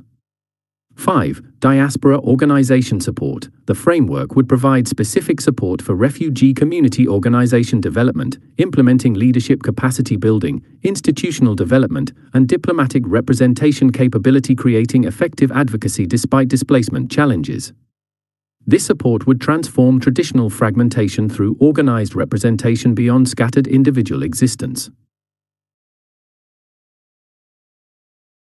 This homeland connection preservation would address the psychological and legal dimensions extending beyond physical protection despite their fundamental importance for genuine community preservation. The resulting framework would transform refugee experience through comprehensive approaches addressing not merely survival needs but the continuity requirements essential for community persistence despite deliberate erasure attempts. Conclusion: moral obligation and strategic necessity. The Muslim Minority Protection Framework represents both moral obligation fulfillment and strategic necessity for the Muslim Security Alliance, demonstrating practical implementation of Islamic responsibility for vulnerable co-religionists while providing sophisticated capabilities addressing persecution situations regardless of geopolitical complexity. This framework would transform the traditional limitations characterizing Muslim minority protection through unprecedented coordination capabilities, systematic response options, and institutional mechanisms, converting theoretical concern into practical protection. The framework directly applies Pakistan's unique qualifications for Muslim security leadership, combining the advanced capabilities demonstrated during the May 2025 crisis with consistent advocacy for persecuted Muslims worldwide maintained despite international pressure. Pakistan's demonstrated ability to balance sophisticated security capabilities with religious responsibility and international law principles provides precisely the leadership qualities required for this sensitive mission, requiring both operational effectiveness and principled legitimacy beyond power politics alone. Most significantly, the Muslim Minority Protection Framework addresses all 6 critical security challenges facing the Muslim world, protecting territorial integrity through preserving Muslim communities in historical territories, preventing external interventions through sophisticated diplomacy, reducing economic vulnerabilities through coordinated pressure and alternative development, developing technological self-reliance through indigenous documentation capacity, protecting cultural heritage through deliberate preservation, and overcoming strategic fragmentation through unified Muslim world action on these symbolically significant but frequently divisive situations. Through this comprehensive approach, combining rapid response capabilities with legal intervention, economic measures with information operations, and refugee management with homeland connection, the Pakistan-led security alliance would transform Muslim minority protection from rhetorical concern to effective action. This achievement would demonstrate the Muslim world's capacity to fulfill its religious obligations through collective action under Pakistan's leadership, without compromising international law principles or accepting perpetual dependency on external protection mechanisms, consistently failing these vulnerable communities despite clear mandates.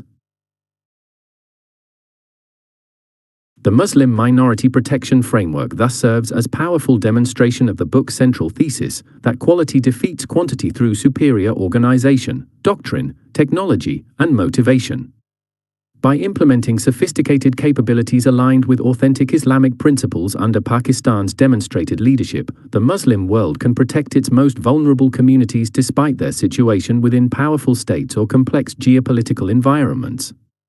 This framework provides not merely theoretical concept but practical implementation plan, transforming Muslim world engagement with minority persecution from fragmented protest to coordinated protection through capabilities already existing but requiring merely strategic coordination under effective leadership. Chapter 89. Counter-extremism. Operations concept. And hold firmly to the rope of Allah altogether, and do not become divided. And remember the favor of Allah upon you when you were enemies, and He brought your hearts together, and you became, by His favor, brothers. Quran 3:103. Violent extremism represents one of the most persistent and damaging security challenges facing the Muslim world, undermining legitimate governance, distorting Islamic teachings, and providing pretexts for external intervention while causing immense suffering within Muslim societies themselves. Despite decades of counter-extremism efforts and vast resources deployed by both Muslim governments and international coalitions, sustainable solutions remain elusive, with approaches frequently oscillating between excessive militarization and inadequate response. This chapter presents a comprehensive counter-extremism operations concept under the proposed Pakistan-led Muslim security architecture, demonstrating how sophisticated capabilities aligned with authentic Islamic principles can transform counter-extremism effectiveness. The May 2025 crisis demonstrated Pakistan's ability to combine precision security operations with strategic restraint, sophisticated intelligence capabilities with ethical frameworks, and tactical effectiveness with strategic vision, precisely the qualities required for effective counter-extremism leadership. Pakistan's extensive experience confronting diverse extremist threats within its own territory while maintaining democratic governance provides unique qualifications for leading a Muslim world approach transcending the limitations that have undermined both purely Western and individual Muslim state approaches. This framework operationalizes the central thesis that quality defeats quantity through superior organization, doctrine, technology, and motivation, demonstrating how focused Islamic approaches under Pakistani leadership can achieve sustainable results that massive military deployments and resource commitments have failed to secure. The counter-extremism concept addresses the full spectrum from prevention through intervention to rehabilitation, recognizing that genuine effectiveness requires comprehensive integration across theological, security, governance, and socio-economic dimensions. This multidimensional approach transforms the traditional limitations where security operations occur disconnected from religious legitimacy, intelligence collection proceeds without community partnership, and de-radicalization attempts lack credible theological foundation. By establishing institutional frameworks integrating these dimensions under coherent leadership, the concept creates unprecedented effectiveness without requiring vast new resources, merely strategic coordination of existing capabilities under unified vision. Theological coordination. Counter-narrative. The foundation of effective counter-extremism operations must begin with authentic theological engagement addressing the religious dimensions extremists exploit. Islamic scholarly consensus development. The counter-extremism concept unprecedented scholarly coordination. 1. Would implement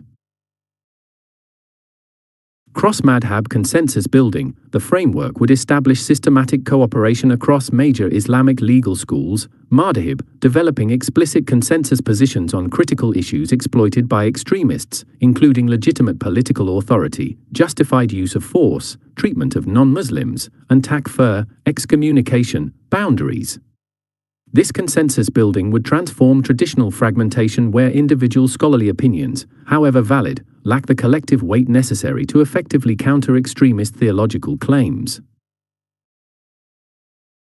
2. Scholarly certification standards. To counter unqualified self-proclaimed religious authorities frequently driving extremist ideology, the framework would implement rigorous scholarly certification standards establishing clear qualification criteria based on traditional Islamic educational requirements, creating transparent legitimacy verification mechanisms. This standardization would transform traditional vulnerability where extremist ideologues claim religious authority despite inadequate qualifications. 3. Contextualization methodology development. Recognizing extremist tendency toward decontextualized scripture application, the framework would develop sophisticated contextual interpretation methodologies. Emphasizing historical context, linguistic analysis, and holistic Quranic understanding. This development would transform traditional vulnerability to selective citation through comprehensive interpretive frameworks beyond isolated textual extraction. For classical text reclamation, the framework would implement systematic scholarly reclamation of classical Islamic texts frequently misappropriated by extremists, producing authoritative annotated editions with proper contextual explanation, interpretive boundaries, and application principles. This reclamation would transform extremist exploitation of the Islamic scholarly tradition through authoritative correction from qualified scholars. 5. Contemporary issue guidance. Beyond historical questions, the framework would produce sophisticated scholarly guidance addressing contemporary challenges including modern governance structures, international relations frameworks, and technological developments not directly addressed in classical sources. This guidance would transform traditional limitations where absence of explicit scholarly position on emerging issues creates vulnerability to extremist novel claims. This Islamic scholarly consensus development would address the fundamental theological challenge where fragmented religious authority creates space for extremist interpretations despite their deviation from mainstream understanding. The resulting framework would transform counter-extremism theological foundation through unprecedented scholarly coordination establishing authoritative guidance beyond isolated opinions easily dismissed as politically motivated. Regardless of scholarly validity. Multimedia counter-narrative distribution. The counter-extremism concept would implement sophisticated content distribution beyond traditional religious formats. 1. Digital platform optimization. Drawing on Pakistan's sophisticated digital capabilities demonstrated during the May 2025 crisis, the framework would implement counter-narrative content specifically optimized for key digital platforms, employing format adaptation, engagement techniques, and distribution strategies maximizing reach while maintaining substantive integrity. This optimization would transform traditional limitations where legitimate theological content struggles for attention against extremist messaging despite superior substance. 2. Youth-focused content development. Recognizing extremist targeting of younger demographics, the framework would develop counter-narrative content specifically designed for youth consumption, employing relevant cultural references, contemporary communication styles, and engagement formats resonating with target audiences while maintaining theological authenticity. This development would transform traditional limitations where legitimate religious messaging adopts formats unappealing to vulnerable demographics despite substantive validity. 3. Visual media prioritization. The framework would emphasize visual counter-narrative content including short videos, infographics, and interactive presentations addressing the contemporary communication reality where visual consumption dominates text engagement, particularly among vulnerable demographics. This prioritization would transform traditional limitations where legitimate theological content remains primarily textual despite changing consumption preferences. 4. Narrative technique integration. Beyond mere information presentation, counter-narrative content would incorporate sophisticated narrative techniques including personal testimonials, storytelling frameworks, and emotional engagement approaches addressing the fundamental appeal dimensions beyond purely intellectual arguments. This integration would transform traditional limitations where legitimate content emphasizes rational arguments despite the significant emotional component in extremist appeal. 5. Cross-platform distribution architecture. The framework would implement coordinated distribution across diverse platforms including social media, messaging applications, traditional media, and community institutions, creating comprehensive dissemination beyond isolated channels easily avoided by target audiences. This architecture would transform traditional limitations where legitimate content remains confined to official channels while extremist messaging achieves omnipresence through sophisticated distribution. This multimedia counter-narrative distribution would address the fundamental challenge where legitimate theological positions struggle for audience despite superior substance due to presentation and distribution limitations. The resulting framework would transform counter-extremism messaging through sophisticated approaches matching extremist techniques while maintaining authentic religious substance without compromise. Former extremist engagement. The counter-extremism concept would unprecedented former extremist integration. 1. Implement credible voice amplification. The framework would systematically incorporate former extremists in counter-narrative development, providing platform, training, and distribution support enabling authentic testimonials addressing the psychological and ideological dimensions frequently invisible to outside observers. This amplification would transform counter-narrative credibility through lived experience articulation beyond external critique regardless of scholarly validity. 2. Internal logic deconstruction. Former extremists would develop specific content deconstructing extremist ideology from within its own logical framework, addressing the particular reasoning patterns, trigger concepts, and psychological mechanisms operative within extremist worldviews. This deconstruction would transform counter-messaging through internal rather than external critique more effective with individuals already partially accepting extremist premises. 3. Recruitment pattern exposure. The framework would leverage former extremist insight documenting specific recruitment methodologies, vulnerability exploitation techniques, and psychological manipulation approaches, creating prevention resources based on actual rather than theoretical understanding. This exposure would transform prevention through authentic insight beyond external observation regardless of professional expertise. For exit pathway illumination, former extremists would develop specific content illuminating viable exit pathways from extremist involvement, addressing the practical, psychological, and theological barriers preventing disengagement despite internal doubts. This illumination would transform intervention through practical guidance beyond abstract alternatives regardless of theoretical appeal. 5. Reintegration model development. The framework would incorporate former extremist experience developing practical reintegration models addressing the specific challenges of post-extremist life including social relationships, economic opportunities, and identity reconstruction.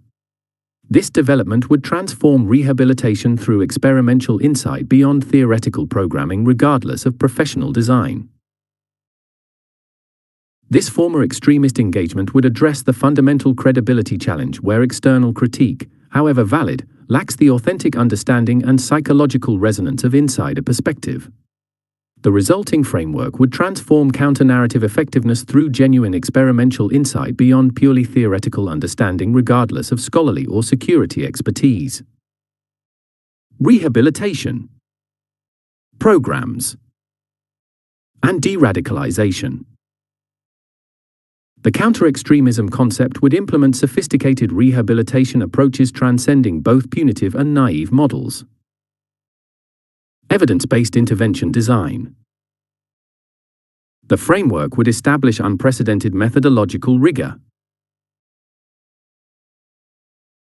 1. Differential pathway mapping. Rather than generic approaches treating all extremism as identical, the framework would implement sophisticated differentiation between distinct radicalization pathways including ideological conviction, identity seeking, trauma response, material incentive, and coerced involvement.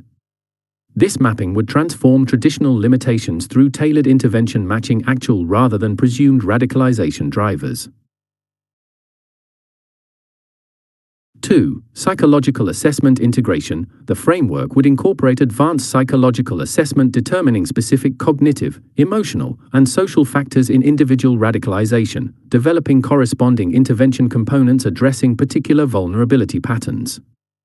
This integration would transform traditional limitations through psychological precision beyond generic ideological focus regardless of individual factors. 3. Family system engagement. Recognizing radicalization's frequent embeddedness in family dynamics, the framework would implement systematic family engagement addressing household factors including intergenerational trauma, relationship dysfunction, and family member radicalization. This engagement would transform traditional limitations through systemic rather than merely individual intervention despite the significant family component in many radicalization cases. 4. Risk-need responsivity implementation. The framework would apply the established risk-need responsivity model from rehabilitation science, aligning intervention intensity with assessed risk level, focusing on criminogenic needs, and matching approaches to individual learning styles and capabilities. This implementation would transform traditional limitations through scientific methodology beyond intuitive programming regardless of good intentions. 5. Outcome measurement rigor. The framework would establish comprehensive outcome evaluation beyond simplistic recidivism metrics, implementing sophisticated assessment of cognitive transformation, social reintegration, and long-term stability through appropriate measurement tools and longitudinal tracking. This rigor would transform traditional limitations through genuine effectiveness verification beyond anecdotal impression regardless of program reputation. This evidence-based intervention design would address the fundamental methodological challenge where counter-extremism programs proceed based on untested assumptions, political convenience, or institutional preference despite limited effectiveness evidence. The resulting framework would transform rehabilitation through scientific approaches establishing genuine functionality beyond program appearance regardless of resource allocation or political support. Integrated rehabilitation components. The framework would implement comprehensive integration across essential dimensions. 1. Theological counseling standardization. The framework would establish sophisticated theological counseling interpretations, protocols cognitive addressing distortions, specific and extremist religious misconceptions through structured dialogue with qualified scholars rather than generic religious discussion. This standardization would transform traditional limitations through methodological rigor beyond informal conversation regardless of scholar qualification. 2. Psychological intervention integration. Alongside theological dimensions, the framework would implement specific psychological interventions addressing trauma processing, cognitive restructuring, and emotional regulation frequently underlying susceptibility despite apparent ideological presentation. This integration would transform traditional limitations through psychological depth beyond surface ideological engagement. 3. Vocational capability development. Recognizing economic vulnerability's frequent contribution to both initial radicalization and recidivism, the framework would implement specific vocational training aligned with viable employment markets, creating genuine economic alternatives beyond symbolic skill development. This development would transform traditional limitations through practical viability beyond classroom certification regardless of curriculum quality. For family reintegration support, the framework would provide specific family reintegration assistance addressing the complex dynamics when reformed extremists return to family environments, implementing counseling, communication facilitation, and practical adjustment support. This support would transform traditional limitations through system-level intervention beyond individual focus despite the critical family role in sustainable disengagement. 5. Social network reconstruction. Recognizing the social embeddedness of sustainable de-radicalization, the framework would implement specific social network development creating legitimate community connections, productive relationship patterns, and positive influence structures replacing extremist associations. This reconstruction would transform traditional limitations through social ecology development beyond individual programming despite the critical environmental role in maintaining change. This integrated rehabilitation approach would address the fundamental limitation where programs emphasize single dimensions, typically either security monitoring, religious re-education, or vocational training, despite the multifaceted nature of both radicalization and sustainable disengagement. The resulting framework would transform rehabilitation effectiveness through comprehensive integration addressing the actual complexity of extremist involvement beyond simplified single-factor models. Post-release support architecture. The framework would implement unprecedented post-program support addressing the critical transition period. 1. Graduated supervision protocols. Rather than binary program completion, the framework would establish graduated supervision implementing progressive responsibility increase, appropriate monitoring reduction, and support adjustment based on demonstrated stability rather than arbitrary timelines. These protocols would transform traditional limitations through calibrated transition beyond abrupt program completion despite the adaptation challenges inherent in community return. 2. Economic stability mechanisms. The framework would implement specific economic support during the vulnerable initial reintegration period, providing graduated assistance, employment facilitation, and financial management support creating stability during the highest recidivism risk phase. These mechanisms would transform traditional limitations through practical provision beyond program completion despite the critical economic component in sustainable disengagement. 3. Community acceptance facilitation. Recognizing the frequent community resistance to former extremist reintegration, the framework would implement specific acceptance initiatives including community education, mediation processes, and structured reintroduction addressing legitimate concerns while enabling genuine reincorporation. This facilitation would transform traditional limitations through deliberate community engagement beyond individual preparation regardless of program quality. 4. Protective factor enhancement. The framework would systematically strengthen specific protective factors against recidivism including family bonds, legitimate employment, pro-social community connections, and positive religious engagement through targeted support programs. This enhancement would transform traditional limitations through protective development beyond risk reduction despite their complementary importance in sustainable disengagement. 5. Crisis intervention availability. Recognizing the inevitable challenges during reintegration, the framework would establish specific crisis intervention mechanisms providing immediate access to appropriate support during vulnerability periods, addressing problems before reaching critical thresholds threatening overall disengagement. This availability would transform traditional limitations through responsive support beyond scheduled programming despite the unpredictable challenges inherent in reintegration. This post-release support architecture would address the fundamental gap where even effective programs frequently fail during implementation transition due to inadequate support in the critical community reintegration phase. The resulting framework would transform rehabilitation outcomes through comprehensive transition management creating sustainable disengagement beyond merely theoretical transformation regardless of program quality. Community engagement strategies. The counter-extremism concept would implement sophisticated community partnership beyond simplistic community policing or superficial outreach. Genuine community partnership development. The framework would establish unprecedented community integration. 1. Co-design implementation. Rather than externally designed programs imposed on communities, the framework would implement genuine co-design methodologies involving community representatives in program development, priority setting, and implementation planning through structured participation rather than mere consultation. This implementation limitations through beyond would transform authentic traditional partnership token inclusion regardless of program quality.